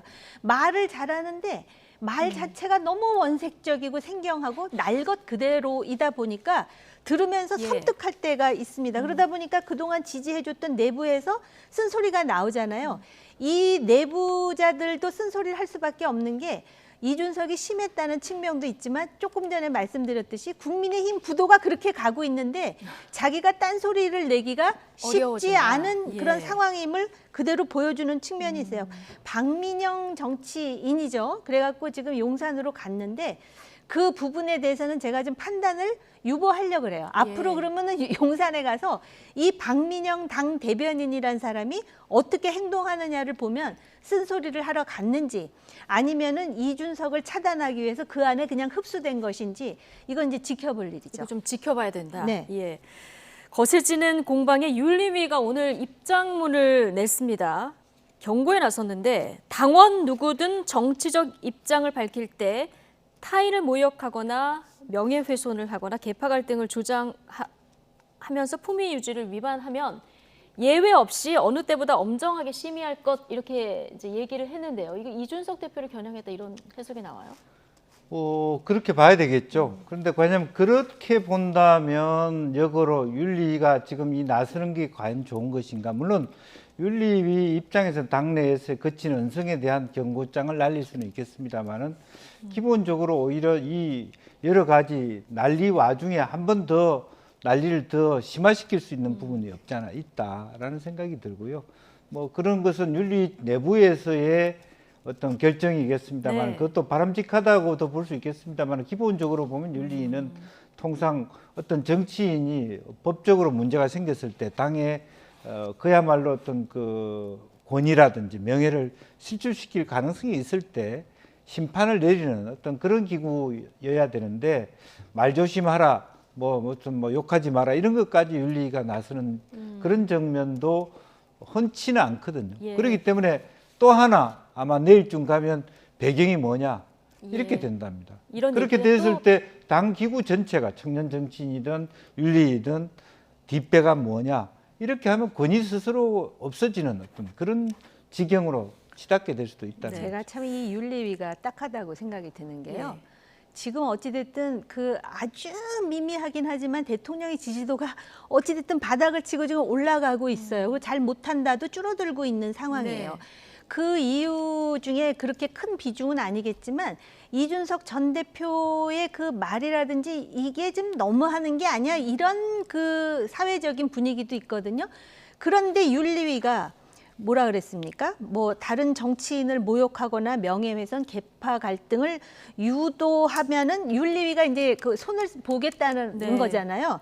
근데 그 모욕, 명예훼손 하는 걸 보니까 아마 그 이준석 전 대표가 그 기자회견하면서 정말 방송으로는 표현할 수 없는 이 베이비 저 베이비 그 얘기 했잖아요. 네네. 그랬는데 그게 사실은 누구를 지칭하면서 하는 게 아니라 누가 나한테 그 소리를 했다라는 거잖아요. 예. 근데 이제 아마 그런 것까지 포함해서 모욕하거나 명예훼손하거나 이렇게 보면은 이 윤리위가 이게 국민의힘의 한계다라고도 생각하는 여론들이 있을 거예요. 그러니까는 이 지금 당 지지도도 올리고 대통령 지지도도 올리려면은 어찌됐든 빨리 지지도를 회복할 수 있는 여러 가지 쇄신을 하면서 선을 넘으면 안 돼요. 네. 그리고 이준석 전 대표가 선을 넘으면 넘을수록 당이 다시 그 지지도를 복원하는 계기가 될 텐데 이런 식으로 왜 윤리위가 움직이는지 저는 진짜 이해가 안 됩니다. 네, 윤리위 입장문에 이준석 전 대표 반응은 푸하하하.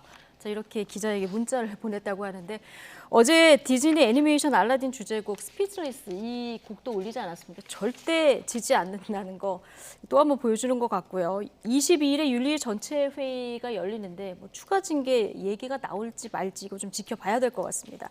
윤석열 대통령 직무수행 지지율 조금 전에 말씀해 주셨는데요. 좀 변화가 있는지 살펴보겠습니다. 오늘 나온 갤럽 여론조사 잠시 보실까요? 자, 긍정평가가 28%, 부정평가가 64%입니다. 2주 전에 긍정평가가 24%로 저점을 찍었고요. 지난주에 25%로 반등했고 한 주 만에 다시 3%포인트가 상승했고 부정평가는 한 주 전보다 2%포인트 정도 하락을 했습니다. 다음 그래픽 계속해서 보여주실까요? 특히 어디서 좀 올랐나 봤더니 70대에서 57% 지지가 나왔고요. 국민의힘 지지층에서 58%. 아마 그 24%까지 떨어졌을 때는 전통 지지층에서도 이제 많이 빠져나갔는데 이게 좀 복구가 되는 이런 모습인데 김영주 의원님 이거 좀 지지층이 결집하고 있다 이렇게 보면 될까요? 그렇게 봐야 되겠죠. 예. 또 전통적 지지층이 결집해야 돼. 이대로 나가가지고는 더 이 정부가 뭘 하고 싶은 일을 도저히 할 수 있는 동력을 완전히 상실하게 된다. 이제 그런 측면이 있고요. 또 부분적으로 어쨌든 뭐 5.1 말하자면 8.15라든지 또 100일 이런 계기를 통해서 대통령께서 여러 가지 말씀 주신 것에 대해서 일정 정도의 화답을 했다 그렇게 볼 수 있는 것 같고 상대적으로 보면 현재 이 뭐 정당 지지율 뭐 좀 있으면 나올지 모르겠습니다만은 민주당이 전당대회를 하고 있는 중에 오히려 그 힘을 받지 못하고 있는 부분 이제 그런 부분도 여러 가지 어떤 그 간접적인 영향을 줬지 않았겠나 그렇게 보여집니다. 민주당이 지금 전당대회를 여는 큰 이슈가 있는데도 지금 관심을 못 받고 있는 이런 특히 부분도 뭐 호남에서부터도 좀, 관심을 받지 못하고 있는 부분들이 그 있고요. 부분도 좀 영향이 네. 이쪽으로 미쳤을 것이다. 지금 대통령실 개편도 시작이 됐는데요. 야당은 이 홍보수석실 개편을 중심으로 한 대통령실 개편이 지금 진단도 잘못됐고 처방도 잘못됐다. 자, 이렇게 비판을 하고 있는데요. 자, 개편에 따른 민심의 영향력은 앞으로 어떻게 될까요? 글쎄요, 이제 지지도가 올라가야 대통령과 정부가 추진하고자 하는 정책에 탄력을 받지 않습니까?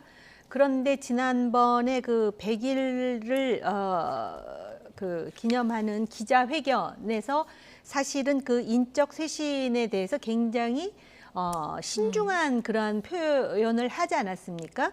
그런데 이제 일단 홍보 수석이 바뀌고 그 다음에 이제 새로운 그 정책 수석이라든지 뭐 이런 거에 대해서 고려하고 있다라는 말은 나오고 있는 상황이잖아요. 제가 볼 때는 전격적인 인적 쇄신을 했었으면 참 좋았을 텐데라는 아쉬움이 있어요. 왜냐하면은 전통적 지지층을 중심으로 해서 조금씩 점진적으로 지지도가 회복되겠지만 아직까지도 30%를 넘지 못했잖아요. 근데 이게 지금 추구하려고 하는 정책이라고 하는 거는 사실은 그 거의 50% 가까운 지지를 받아야만 이 탄력이 붙어요. 지금 하고자 하는.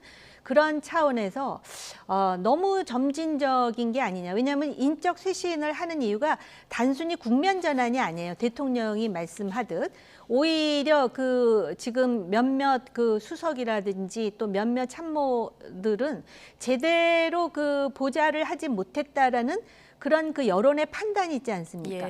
근데 국민의 의견을 숨소리까지 챙기겠다고 했으면은 요 부분과 관련해서는 대통령이 좀 더 발상의 전환을 해서 전격적인 모습을 보인다면 지금 바닥을 친 지지도가 좀 더 그 뭐라 그럴까요? 상향하는 이 경사도가 아주 날카롭게 올라갈 수 있는 반전의 계기가 있지 않을까라고 생각해요. 오늘 윤석열 대통령 중앙경찰학교 졸업식에 참석해서 새내기 경찰관들 뭐 축하하고 격려했는데 이건 뭐 비경찰대 힘실기다 이런 얘기 분석들이 나오더라고요. 그런데 오늘 윤석열 대통령하고 김건희 여사 같이 이제 갔는데 김건희 여사가 별도로 여성 졸업생들하고 간담회를 가지니까 야당에서 당장 이제 비판이 나왔거든요. 김건희 여사가 행보를 하면 야당에서 비판이 나오고요. 이렇게 되면 앞으로 또 대통령 지지율 좀 반등하기 시작했는데 어떻게 될까? 이 부분 궁금해하시는 분들 좀 있을 것 같습니다.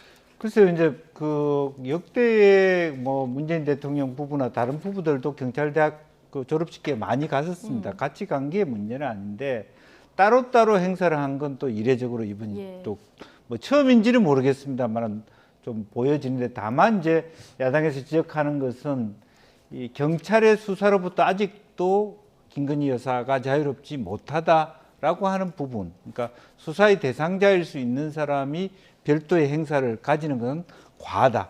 이제 그런 문제가 있는 것 같습니다. 조금 자중하라. 이제 그런 측면이 있는 것 같고요.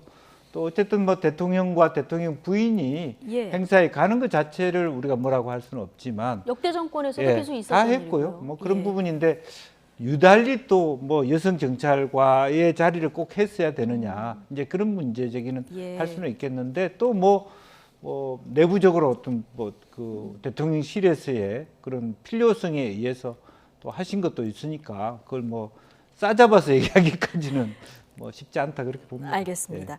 자, 민주당은 지금 사적 채용 문제 그리고 관저 리모델링 업체 특혜 수주 의혹 관련해서 국정조사를 하자. 이렇게 좀 압박의 수위를 높이고 있는 모습인데요. 오늘 우상호 비대위원장은 이런 의혹을 제기했습니다. 듣고 오시겠습니다. 업체 대표가 대통령 취임식에도 초대를 받았다고 하는데 이거는 보통 관계가 아니고서는 대통령 취임식에 영부인이 직접 초청할 리가 없지 않습니까? 또한 관저 리모델링 공사를 공고하고 나서 2시간 30분 만에 입찰까지 다 끝냈다고 합니다. 사전에 입찰에 응하도록 권한 사람이 있을 텐데 누가 봐도 그 사람은 김건희 여사가 아니겠습니까? 이거야말로 대통령 부인이 직접 이권에 개입한 거 아니겠습니까? 그러니까 리모델링 업체 대표가 취임식에 초청이 됐고 그리고 관저 리모델링 공사를 공고하고 나서 2시간 30분 만에 이게 입찰까지 끝냈다. 이런 의혹을 가지고 지금 대통령 부인이 직접 관련된 거 아니냐. 우상호 비대위원장은 이런 의혹을 지금 제기하고 있는 상황인데요. 어쨌든 이 의혹 관련해서 민주당은 국정조사를 하자 이렇게 얘기를 하고 있는데 이거 압박욕입니까? 진짜 하려는 걸까요? 일단 최대한 압박하자라는 생각이 있을 것 같아요. 왜냐하면은 지금 그 해수부 직원 문제라든지 또 북한으로 송환된 선원 문제라든지 그래서 지금 지난 정권의 인사들에 대한 압수수색이라든지 또는 뭐 대통령 기록물이라든지 뭐 이런 식의 이제 그 조사가 진행되니까 이런 거에 대한 그 반응 내지는 반발로 우리도 이런 카드가 있어 하면서 예. 지금 최대한 압박하는데 아마 본인들이 생각할 때는 대통령이나 권력이 가장 아파하는 카드가 배우자 카드라고 생각하는 것 같습니다. 근데 지난번에 그 얘기 하지 않았나요? 지금 경제 위기의 상황인데 이렇게 소위 북한 선언 문제 이런 걸 가지고 이렇게 야당을 압박하느냐 그랬는데 같은 논리로 경제 위기의 상황인데 지금 그 대통령 배우자와 관련해 가지고 이권에 개입했는지 안 했는지의 여부도 불분명한 예. 이런 관저 리모델링 얘기를 꺼내면서 압박을 하느냐라고 오히려 반론을 제기할 수 있는데요. 그럼에도 불구하고 지금 대통령 배우자와 관련된 문제는 휘발성이 있어요. 왜냐하면 이게 얘기가 이렇게 뭐 복잡하거나 어렵지 않으면 대중들한테 이게 귀에 착착 감기거든요. 그렇기 때문에 사실은 대통령실에서도 이거 굉장히 주의를 기울여야 되고요. 조금 전에 이제 그 소위 경찰 학교 졸업식 같은 거 있잖아요. 결국은 대통령 배우자가 소위 그 내조의 일환으로서 이런 행사에 앞으로도 계속 참여해야 되는 거 아닙니까? 그리고 이것뿐만이 아니라 예를 든다면 뭐 수혜가 있다 그러면은 배우자로서 이 국민들을 위로해드리고 할 수 있는 여러 가지 역할이 있잖아요. 그러니까 차제에 너무 상투적인 얘기가 돼버리고 말았지만 제2부속실 그리고 특별감찰관 이런 걸로 이런 민주당의 이런 식의 정치적 공세에 대응하는 그러한 그 담대함을 좀 보여줬으면 좋겠다는 말을 오늘 제가 또 하고 있습니다. 제2부속실 그런데 부활할 것 같지는 않은 전혀 얘기가 안 예. 나오고 지난번 기자회견에서도 사실은 그 상당히 궁금해하는 부분이 이준석 그다음에 김건희 여사인데 그 기자분들도 얘기를 왜 안 해요? 제가 오히려 지금 여쭤보고 싶은 상황이거든요. 네. 그런데 아무튼 간에 최선의 방어는 그 공격이에요. 그러니까 공격이라는 표현이 부적절하기는 하지만 내가 이 정도로 진솔하게 그리고 내가 이 국정 운영을 하기 위해서 국민들께 이렇게 진솔하게 지금 다가가고 있습니다라는 거를 진짜 행동으로 보여줄 수 있는 방법이 그거거든요. 네. 100마디 말보다 그게 더 중요하지 않을까라는 생각이 들어요. 예. 어쨌든 민주당의 국정조사 요구는 전 정권에 대한 수사가 진행되고 있기 때문에 거기에 대한 맞불 카드의 성격이 있을 것이다. 앞서 이제 이런 진단도 해주셨는데, 자 탈북어민 북송 사건 국민의힘이 자체적으로 조사를 해왔고요. 오늘 뭐 결과 발표하면서 문정부 인사 무더기로 고발을 했고, 또 동시에 오늘 이 사건 서울중앙지검에서 수사를 하고 있는데 대통령 기록관 압수수색이 있었습니다. 자, 어제 검찰총장 지명도 됐고요. 전 정권 수사 이제 앞으로 본격화될 거라고 보십니까? 본격화되는 어떤 신호탄이다 그렇게 예. 보고 그 정부의 수사가 본격화될 뿐더러 갈수록 더 문 전 대통령으로 수사가 향하고 있는 거 아닌가 예. 그렇게 보여집니다. 이제 뭐 그런 면에서 과연 그것이 물론 뭐 잘못된 부분은 또 수사가 돼야 되고 또 억울한 유족들의 요구들이 있기 때문에 실제적으로 그런 부분들은 이제 진행돼야 되겠습니다만 앞으로도 그것이 국가 운영에서의 어떤 그 말하자면 국가를 운영하는 사람들의 정무적 판단 그 자체 그런 의미가 있기 때문에 15년 동안 그걸 봉인하는 요소들도 있지 예. 않습니까? 이제 그런 부분들에 있어서도 일정한 선이 필요한 부분이고요. 예. 또 그러다 보면 긴장도가 높아지고 결과적으로는 야당은 야당대로 그와 같은 하나하나 지금 한남동 이렇게 올라가다 보면 계속 아침에도 제가 그 지나갈 때 보면 이제 결국 한쪽에 그 공사를 하고 있지 않습니까? 그러니까 억울한 그 입찰에서 떨어진 업체들이 있으니까 이런 누군가 제보를 했을 것 같습니다. 예. 그래서 결과적으로 윤 대통령의 가장 기본적인 트레이드 마크가 공정, 뭐 상식 그런 거라면 그게 부당하다고 얘기하기 때문에 사안이 작더라도 임팩트가 있는 것이죠. 그래서 앞으로 이 부분도 아마 갈수록 치열하게 상온 난타전으로 되고 또 그것 자체가 사실은 국가의 경제 회복이라든지 국민 통합으로는 반대 방향으로 가는 것이라서 조금 이 정부도 판단을 해볼 필요가 있다 그렇게 봅니다. 예. 오늘 뭐 탈북어민 북송 사건 관련해서 대통령 기록관 압수수색도 있었지만 이에 앞서서 월성원전 폐쇄 의혹 관련해서 대전지검이 또 대통령 기록관을 압수수색하는 하루에 2번 대통령 기록관을 압수수색하는 굉장히 이례적인 일이 오늘 있었는데요. 말씀하신 대로 최장 15년 정도 볼 수 없습니다. 사생활 관련 말고 공적 기록물은 15년 정도 봉인이 되는데 이걸 보려고 하면은 국회의원 제적 3분의 2 이상이 찬성하거나 관할 고등법원장이 발부한 압수수색 영장이 있어야 되는데 법원 영장이 발부가 됐어요. 네. 그러니까는 지금 어쨌든 법원장도 네. 이게 그 국가적인 사안이고 또 여러 가지 그 국가 경제에 미친 영향이라든지 사안의 심각성이 있다라는 판단 하에 허용하지 않았겠습니까? 네. 그런데다가 이미 지난 정권 때 보면은 대통령 기록물을 이렇게 공개하는 전례가 있었단 말이죠. 그러다 보니까는 이게 윤석열 정권 때 처음 있는 일이 아니다 보니까 사실 민주당으로서도 할 말이 없을 거라는 생각이 들고요.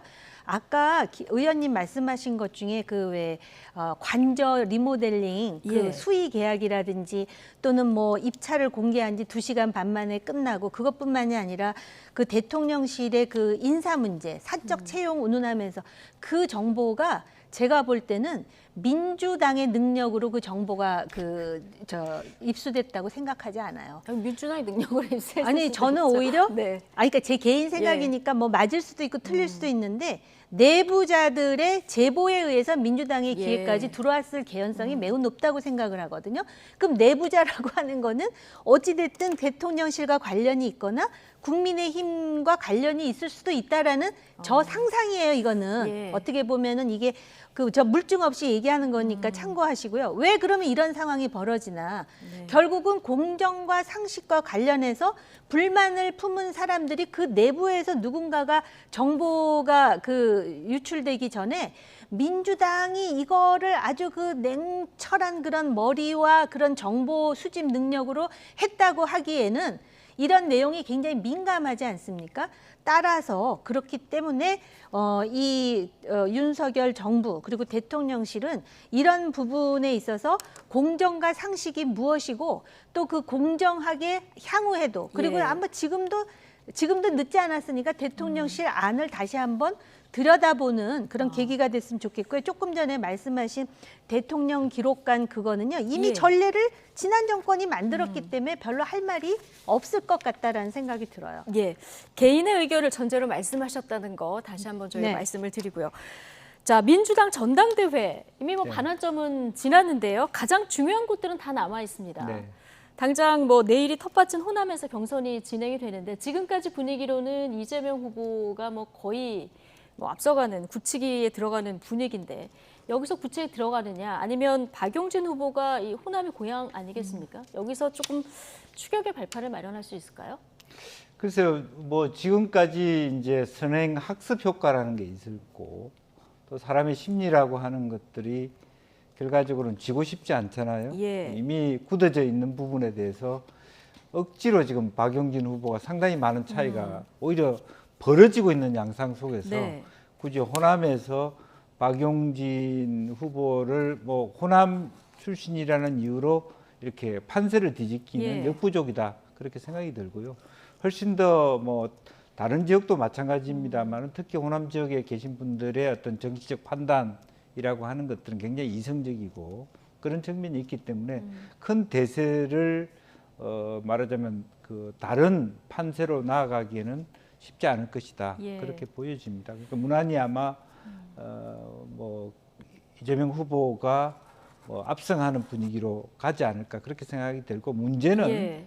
여전히 그럼에도 불구하고 호남 자체가 뜨거워지지 않는다. 그리고 호남에서 더 내밀하게는 드러내지는 않습니다만 이재명 후보가 지니고 있는 사법 리스크에 대한 걱정을 굉장히 많이 하고 있다. 예. 이런 부분도 아마 이미 좀 싸늘한 분위기 그런 것들을 감지할 수 있지 않느냐 그렇게 보여집니다. 이 호남이 지난 대선 경선에서 유일하게 이재명 후보가 이낙연 전 대표에게 이제 패배를 했던 지역이기도 해서 변수 중에 하나로 이제 꼽히는 이런 상황인데요. 박용진 후보가 악성 팬덤과 결별하자 이게 민주당 바로 세우기를 둘이 공동 선언을 하자 이렇게 제안을 했습니다. 이게 시끄러운 소수의 민주당 말고 조용한 다수의 민주당이 돼야 된다 얘기를 했는데요. 지금 호남 투표율이 낮은 이 부분을 민주당 위기로 봤거든요. 어떻게 보십니까? 아니요.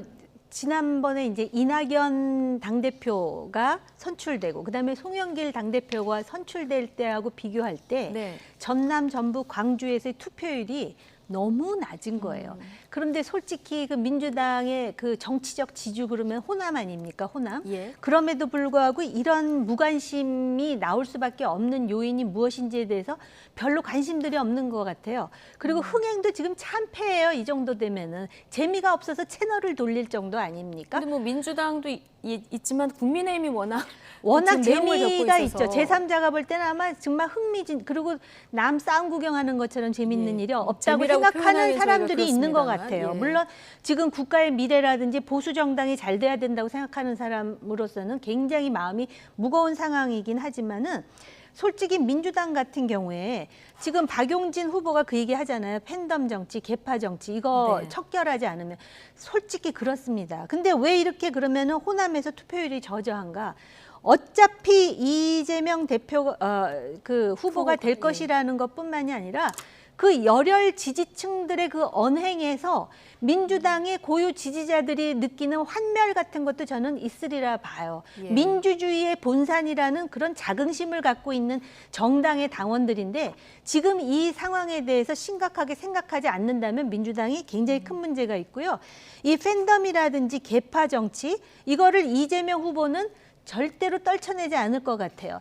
참 잘했어요. 좀 뭐라 그랬죠? 좀 더 해줬대요. 뭐 이래가면서 같이 그 주고받고 있는 거를 보면은 야 한국 정치 조금 전에 무슨 국민의힘 2030 정치인들 싸움하는 거 그거는 훨씬 젠틀하다라고 생각할 정도의 그런 SNS가 막 공개되지 않습니까? 근데 제가 정치학을 공부한 사람으로서 자유민주주의가 언제 위기가 오냐면은요. 이게 부패하게 되면은 바로 이거를 사실은 참 그 우리말로 표현하기가 굉장히 민감한데 모버크러시라는 표현을 써요. 그게 바로 뭐냐면은 이건 제 얘기가 아니고 정치학 교과서에 나오는 건데 민주주의가 타락하면은 폭도 정치 내지는 중우 정치가 된다 그랬는데요. 이 폭도 중우로 가는 이러한 그 계기가 바로 어떤 팬덤이라든지 계파로 해가지고선 한쪽에 몰려가지고 다수의 의견이 제대로 반영이 안 되고 아까 우리가 그 얘기 하지 않았습니까? 국민의힘의 당원들이 생각하는 거하고 여론이 생각하는 게 다르듯이 민주당도 지금 똑같은 딜레마에 처했다라는 거는 한국 민주주의의 위기 중의 위기라고 저는 개인적으로 생각합니다. 자, 어쨌든 내일 그 민주당 경선에서 호남 표심, 이게 호남 표심이 수도권으로 또 이어지는 점 때문에 투표율이 낮은 것이 어떤 변수가 될지 내일 일단 이 주말 경선 좀 지켜봐야 될 것 같습니다. 나이트 포커스 오늘은 정호김, 김영주 전직 의원 두 분과 함께했습니다. 오늘 고맙습니다. 감사합니다.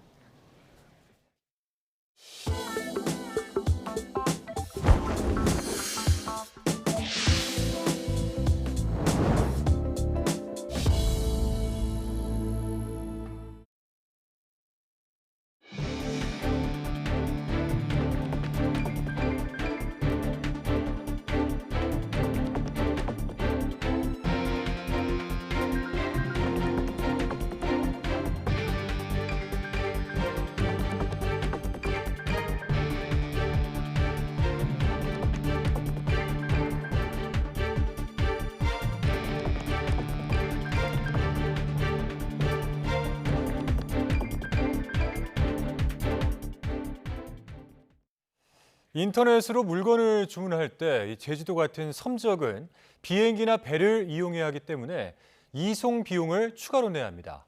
자, 그런데 만약 다리나 터널로 육지와 연결된 연륙도의 경우라면 어떨까요? 굳이 추가 배송비를 낼 필요가 없을 것 같은데 법규 미비로 인해 연륙도 주민들에게 이 추가 배송 비용을 부담시키는 관행이 사라지지 않고 있다고 합니다. 제보는 Y 양동우 기자입니다. 충남 보령시 원산도에 사는 김석환 씨는 택배를 받을 때마다 섬 밖으로 나갑니다. 섬 지역이라고 내는 추가 배송비가 부담스러워 섬 바깥에 주문해둔 뒤 직접 가지러 가는 겁니다. 많은 액수의 배송료를 내다 보니까 이제 내가 아는 지인분들에게 그 주소지를 좀 이렇게 얘기를 해놓고 부탁을 해놓는 거죠. 이상한 건 원산도는 원산 안면대교와 보령 해저터널을 통해 육지와 연결된 연륙도인데도 택배 회사들이 계속 추가 배송비를 받고 있다는 겁니다. 지난해 말 보령 해저터널이 개통되면서 육지에서 원산도까지는 차로 10분 안에 갈 수 있게 됐습니다. 인터넷 쇼핑몰에서 직접 물건을 주문해 봤습니다. 분명 무료 배송 상품인데 원산도 주소를 입력하자 배송비 5,000원이 추가됩니다. 비행기나 배로 가야 하는 제주도와 울릉도도 똑같이 5,000원인 반면 원산도 인근 다른 연륙도인 안면도는 추가 배송비가 없습니다. 명확한 기준이 없다 보니 물건마다 사이트마다 배송비도 제각각입니다. 5,000원에서 7,000원, 심지어는 뭐 10,000원, 아까 말씀드린 16,000원, 뭐 이 정도 배송비가 부담이 되는 경우가 있습니다. 육지와 섬을 잇는 다리가 생긴 지 10여 년이 지난 전남 목포시 고하도와 여수시 백야도 등도 여전히 추가 배송비를 내고 있어 불합리하다는 문제 제기가 이어져 왔습니다. 지난해 11월 연륙도로 가는 택배에 추가 비용을 받지 않도록 하는 법안이 국회에 발의되기는 했지만 아직 상임위에 계류 중입니다. 그러자 최근엔 국민권익위원회가 나서 연륙도 택배 비용에 대한 정기적인 실태조사와 평가가 필요하다고 국토교통부에 권고했습니다. 저희 국토교통부에서는 저번 권익위 제도 개선 공고를 수용을 해서요. 또한 택배 서비스 평가 항목 개선을 위해서 이제 용역 등을 추진할 계획입니다. 오랜 기간 이어진 부당한 관행, 섬 주민들은 부담을 덜어줄 수 있는 빠른 조치가 이뤄지기만 기다리고 있습니다. 우리 도서 주민들이 이런 부당한 배송비를 내지 않고 일반 육지하에서 생활하시는 분들과 같이 동등한 대우를 받을 수 있도록. YTN 양동훈입니다. 도로에 맥주 박스를 쏟은 트럭 운전자를 시민들이 도와줬는데 알고 보니 이 운전자 전에도 똑같은 사고를 냈었다고 하죠. 춘천 시민들이 황당해했는데요. 이 운전자가 다시는 이런 사고를 일으키지 않기 위해서 경보 장치를 설치했다고 합니다. 화면 보시죠.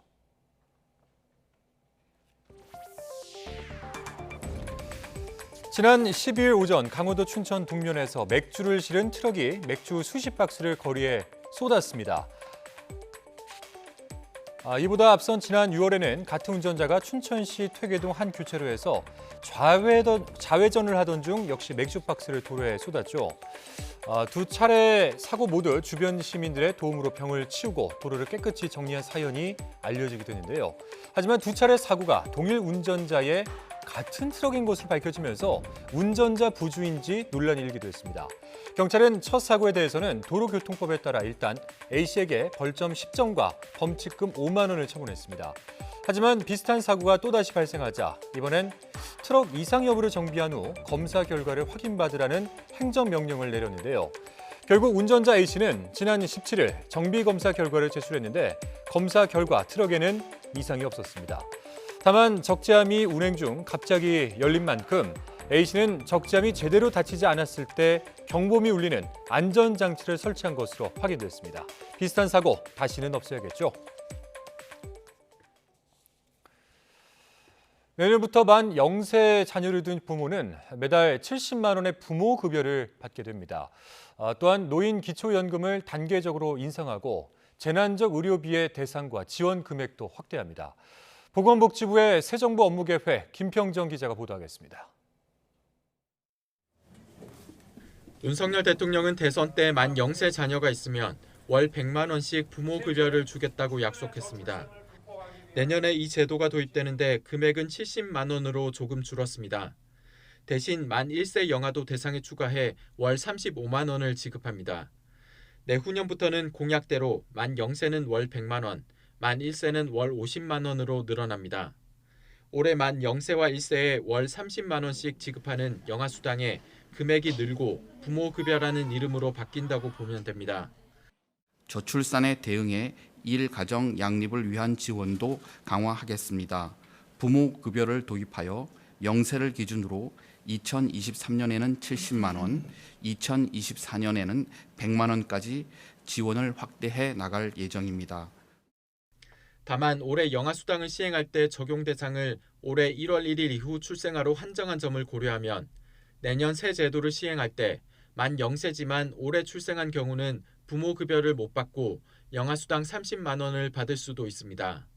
소득 하위 70%에 속하는 65세 이상 노인에 지급하는 기초연금은 현재 30만 원에서 40만 원으로 단계적으로 인상됩니다. 기초연금 인상을 전제로 한 국민연금 개편안도 마련될 계획입니다. 소득으로 감당하기 어려운 질환에 걸렸을 때 받을 수 있는 재난적 의료비는 지급 기준은 완화되고 금액은 최대 5천만 원까지로 확대됩니다. 아산병원 간호사 사망 사건 같은 비극이 재발하지 않도록 필수 의료 분야 지원도 확대됩니다. 뇌동맥류 개두술 등 위험도가 높아 기피되거나 소아 분만 등 수요 감소로 취약해지는 의료와 수술에 공공정책 수가를 도입해 보상을 강화할 방침입니다. YTN 김평정입니다. 국민대학교 교수회가 김건희 여사의 논문 표절 의혹을 재검증하지 않기로 했습니다. 재검증이 필요하다며 투표를 결정한 총회와는 달리 교내에선 재검증이 필요하지 않다는 의견이 많았습니다. 윤성우 기자입니다. 국민대 교수회는 지난 16일부터 나흘 동안 김건희 여사의 논문 재검증 여부를 묻는 찬반 투표를 진행했습니다. 전체 교수 406명 가운데 314명이 투표에 참여한 결과 재검증 안건은 부결됐습니다. 자체적으로 검증위원회를 꾸려 검증하자는 안건 찬성률은 38.5%, 반대 응답률은 61.5%로 월등히 높았습니다. 또 재조사위원회 판정 결과 보고서와 회의록 공개를 요청할지 묻는 안건의 찬성률도 48.4%로 부결됐습니다. 이에 따라 4편의 논문을 심사할지 3편의 논문을 심사할지를 묻는 안건은 의미가 없게 됐습니다. 또 절반이 넘는 응답자가 이번 사항을 중대 안건으로 봐야 한다고 판단했습니다. 이에 따라 의결 정족수 기준이 회원 과반수 참여, 찬성 3분의 2 이상으로 높아졌지만 찬성률은 절반에도 미치지 못했습니다. 앞서 교수회는 지난 12일 김 여사 논문 재조사 결과 발표를 두고 어떻게 대응할지 논의하기 위해 임시총회를 열었습니다. 당시 총회에 참여한 150명 참석자 대다수가 교수회 자체 검증위원회를 구성해 표절 여부를 재검증하자는 데 동의하면서 투표가 이뤄졌습니다. 홍성걸 국민대 교수회장은 이번 투표와 관련해 많은 논란이 있었지만 집단 결정을 존중해야 한다며 사퇴 수습에 나섰습니다. YTN 윤성훈입니다. 국민의힘 성일종 정책위 의장은 관악구와 강남, 광화문 지역 등 대심도 빗물 터널에 대한 예산은 반드시 반영돼야 한다고 말했습니다. 성 정책위 의장은 오늘 국회에서 열린 원내대책회의에서 서울 지역 대심도 빗물 터널은 박원순 전 시장에 의해 폐기됐던 사업이라며 이같이 밝혔습니다. 이어서 이번만큼은 국민 생명재산과 직결된 대책이라는 각오로 뚝심 있게 예산에 반영시켜야 한다면서 예방 효과가 확인된 만큼 중앙정부 차원에서 적극적으로 지원해야 한다고 강조했습니다. 추석을 코앞에 두고 강원도 양구의 돼지 농장에서 아프리카 돼지 열병 ASF가 다시 발생했습니다. 원래는 역학조사와 함께 매몰 처분이 이루어져야 하는데 해당 농장이 이를 거부하고 있다고 합니다. 어떻게 된 일인지 홍성욱 기자가 취재했습니다. 강원도 양구의 한 양돈 농장. 방역복을 입은 사람들이 입구를 지키며 출입을 통제합니다. 추석을 앞두고 아프리카 돼지 열병이 농장에서 다시 발생한 겁니다. 감염 원인은 감염 멧돼지 접근이나 최근 내린 집중호우로 빗물을 타고 유입된 바이러스 등에 무게를 두고 있습니다. 아프리카 돼지 열병이 농장에서 발생하면 확산을 막기 위해 소독과 방역 그리고 매몰 처분이 우선적으로 이뤄지는데요. 하지만 이곳 농장은 매몰 처분이 이뤄지지 못하고 있습니다. 사육돼지 5,600마리 매몰 처분이 예고된 첫날, 작업 차량이 농가에 진입하지 못했습니다. 이유는 농장 주인의 반대. 농장주는 매몰 처분 뒤 다시 돼지를 키우는 재입식을 지자체가 원치 않고 있어 어쩔 수 없는 조치라고 밝혔습니다. 그동안 악취 등 문제로 집단 민원이 제기된 것은 사실이지만 이번 ASF 발병으로 앞으로 있을 재입식까지 막으면 생계를 포기하라는 것이나 마찬가지라는 겁니다. 법적으로 재입식을 하게 돼 있으니 재입식을 하겠다. 그걸 동의를 해줘라. 그러니까 여기 마을 주민들이 전부 다 재입식은 안 된다 그러니까 재입식이 안 되면 우리는 어떻게 사냐. 양구군은 확산 우려가 있는 만큼 행정 대집행을 해서라도 매몰 처분을 진행하겠다고 밝혔습니다. 재입식을 불허할 수 없는 그런 또 법적인 근거이기 때문에 다만 저희하고 행정하고 또 사회단체하고 농장주하고 협의해서 더 좋은 방법을 좀 찾아보도록 하겠습니다. 정부는 48시간 동안 강원 지역 돼지 농장과 도축장, 사료 공장 등에 대해 일시 이동 중지 명령을 내렸습니다. 이어 이번 발병농가 돼지가 전체 사육돼지의 0.05%에 불과해 추석 기간 돼지고기 공급에 미치는 영향은 없을 것이라고 밝혔습니다. 하지만 해당 농장을 다녀간 사료 차량이나 도축장 차량이 다른 농가에 간 것으로 확인된 것만 130여 건. 야생 멧돼지 감염이 전국적으로 퍼지는 상황에서 추가 농장 감염을 막지 못할 경우 장기적으로 돼지고기 가격 급등 역시 피하지 못할 것이라는 우려가 나옵니다. YTN 홍석욱입니다.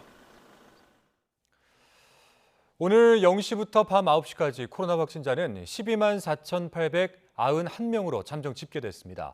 어제 같은 시간대 집계치 13만 3천여 명보다 8천여 명 적지만 일주일 전인 지난 12일보다는 5,800명가량 많았습니다. 내일 발표될 신규 확진자는 13만 명 안팎에 이를 전망입니다. 미국에 이어서 일본도 그동안 정부가 부담을 해왔던 코로나 백신 접종 비용을 개인이 내도록 하는 것을 검토 중입니다. 코로나를 계절성 독감처럼 취급해서 백신 비용 부담도 줄이고 또 감염자 전수 조사도 중지한다는 건데요. 의료계는 이미 조사 자체가 제대로 안 되는 상황이라고 비판했습니다. 도쿄에서 이경화 특파원입니다. 일본 재무성에 따르면 코로나19 백신 1회 접종 비용은 평균 6,400엔, 약 6만 2천 원입니다. 백신 구매뿐 아니라 의료기관에 주는 비용 등을 포함한 금액입니다. 3차 접종까지 계산하면 일본 정부가 지금까지 부담한 백신 비용은 약 18조 원에 이릅니다. 일본 정부는 코로나를 계절성 독감과 같은 5종 전염병에 포함하도록 관련법 개정을 추진하고 있습니다. 이렇게 법이 바뀌면 백신 접종 비용은 모두 개인이 내야 합니다. 新型コロナ感染症が5類に変更された場合には、まん延予防上緊急の必要性が認められない、こういう判断になればですね、特例臨時接種そのもの自体が終了するということ。 최근 논란이 된 감염자 전수조사도 법 개정 후에는 하지 않게 됩니다. 의료계는 세계 최다 수준인 감염자 대응도 벅찬데 그 기록을 모두 정부 전산망에 입력해야 한다며 고충을 호소해왔습니다. 비판이 크게 확산하자 일본 정부는 법 개정 전이라도 전수조사 중단을 추진하겠다고 서둘러 밝혔습니다. 하지만 현장에서는 이미 늦었다는 반응입니다. PCR のああいう 50% という異常な陽性率を見ても全数把握できているとはとても思えませんで、もうすでに破綻はしていると思います。 전문가들은 민간 병원이나 검사 키트 등에서 양성이 나온 경우는 통계에 잡히지 않아 실제 감염자는 훨씬 많을 것으로 보고 있습니다. 한편 최근 도쿄도가 발표한 감염자에 다른 지역 주민 약 2만 명이 포함된 것으로 나타나 공공기관 통계에 대한 불신을 키우고 있습니다. 도쿄에서 YTN 이경화입니다. 핀란드 총리가 참석했던 떠들썩한 댄스 파티 영상이 공개되면서 논란이 일고 있습니다. 사생활인데 어떠냐, 또는 옆나라 러시아의 전쟁 도발 국면인데 이럴 때냐, 이렇게 수군과 비판이 엇갈리고 있습니다. 임수근 기자입니다.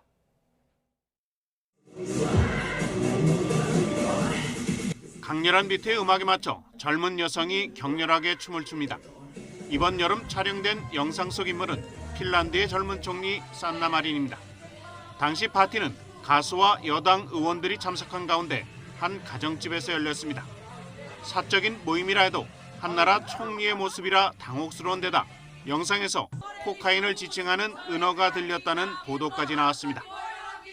마약 복용 의혹이 제기되자 산나 마린 총리는 의혹을 강하게 부인하면서 필요하면 검사를 받겠다고 말했습니다. No, ei ainakaan minun tietääkseni. Näillä videoilla puhutaan jauhojengistä. Osaatteko kertoa, mikä se on? En osaa kertoa, en tiedä siitä mitään. 댄스 파티 영상을 계기로 핀란드에선 총리의 사생활을 놓고 논란이 일고 있습니다. 산나 마린이 춤추는 시간이 트럼프 전 대통령이 골프 치는 시간보다 훨씬 짧을 것이다. 과거 영국 존슨 총리도 광선검 춤을 췄다. 총리라도 사생활이라 괜찮다. 옹호하는 의견들입니다. 반면 러시아 도발로 나라 안보가 위태로운데 지금 춤이나 추고 다닐 때냐. 페스티벌이나 파티에 시간 쏟느라 국정에 소홀하다는 비판이 나오고 있습니다. 마린 총리는 지난해 총리 이전에 개인으로 봐달라며 예전처럼 살겠다고 소신을 밝혔습니다.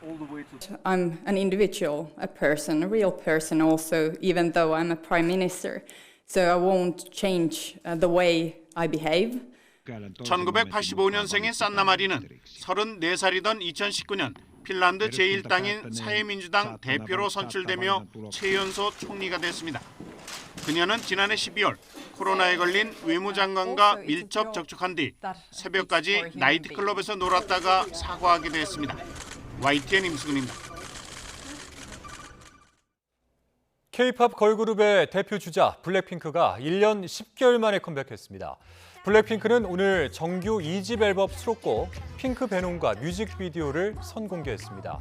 핑크 베놈은 강렬한 비트 사이에 전통 국악기 사운드를 넣었고 뮤직비디오에는 검은고 등 한국적 정체성을 담은 아이템을 배치했습니다.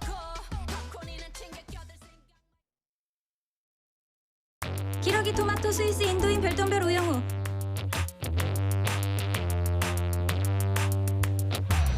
드라마는 보면서 마음이 힐링되고 조금 응원을 보내게 되고 기존의 편견이 드러나는 역할로 많이 그려졌었는데 여기서는 오히려 장애인들 어떻게 우리가 함께 살아가야 되는지 약간 이런 것도 보여주면서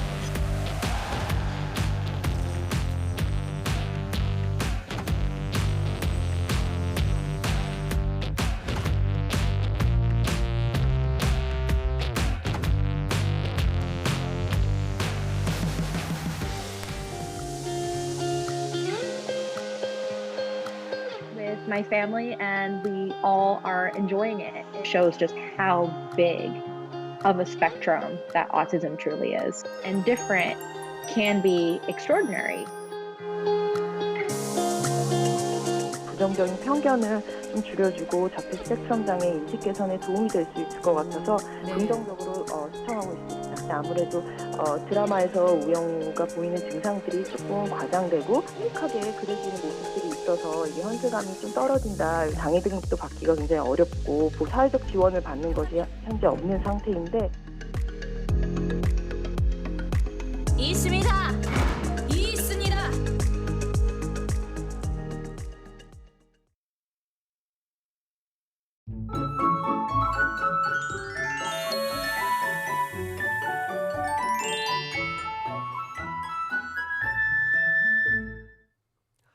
오늘 중부지방에서는 더위가 쉬어갔습니다. 구름이 잔뜩 끼고 곳곳에 비도 내렸기 때문인데 내일은 남부지방을 중심으로 비가 내리지만 산발적으로 짧은 시간 내립니다. 이에 따라 서울 낮 기온이 32도, 대구도 32도까지 오르는 등 대부분 지역에서 무더위가 기승을 부리겠습니다. 밤사이 비구름이 남하하면서 내일은 남부지방을 중심으로 가끔 비가 내리다가 오후에 대부분 그치겠고 영동에는 아침부터 오후 사이 또 한 차례 비가 오겠습니다. 충청과 전북, 경북에는 최고 70mm, 그 밖에 남부와 영동에는 5에서 50mm의 비가 예상되고 내일 새벽에는 충청과 전북을 중심으로 돌풍과 벼락을 동반한 시간당 30mm 안팎의 장대비가 쏟아지는 곳이 있겠습니다. 밤사이 25도 이상을 유지하며 열대야가 나타나는 곳이 많겠습니다.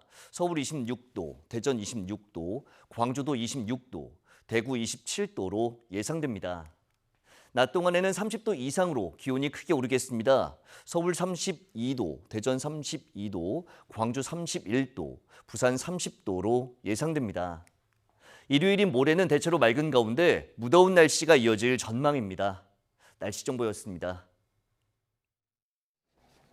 네, 금요일 뉴스나이트 마치겠습니다. 함께해 주신 여러분 고맙습니다.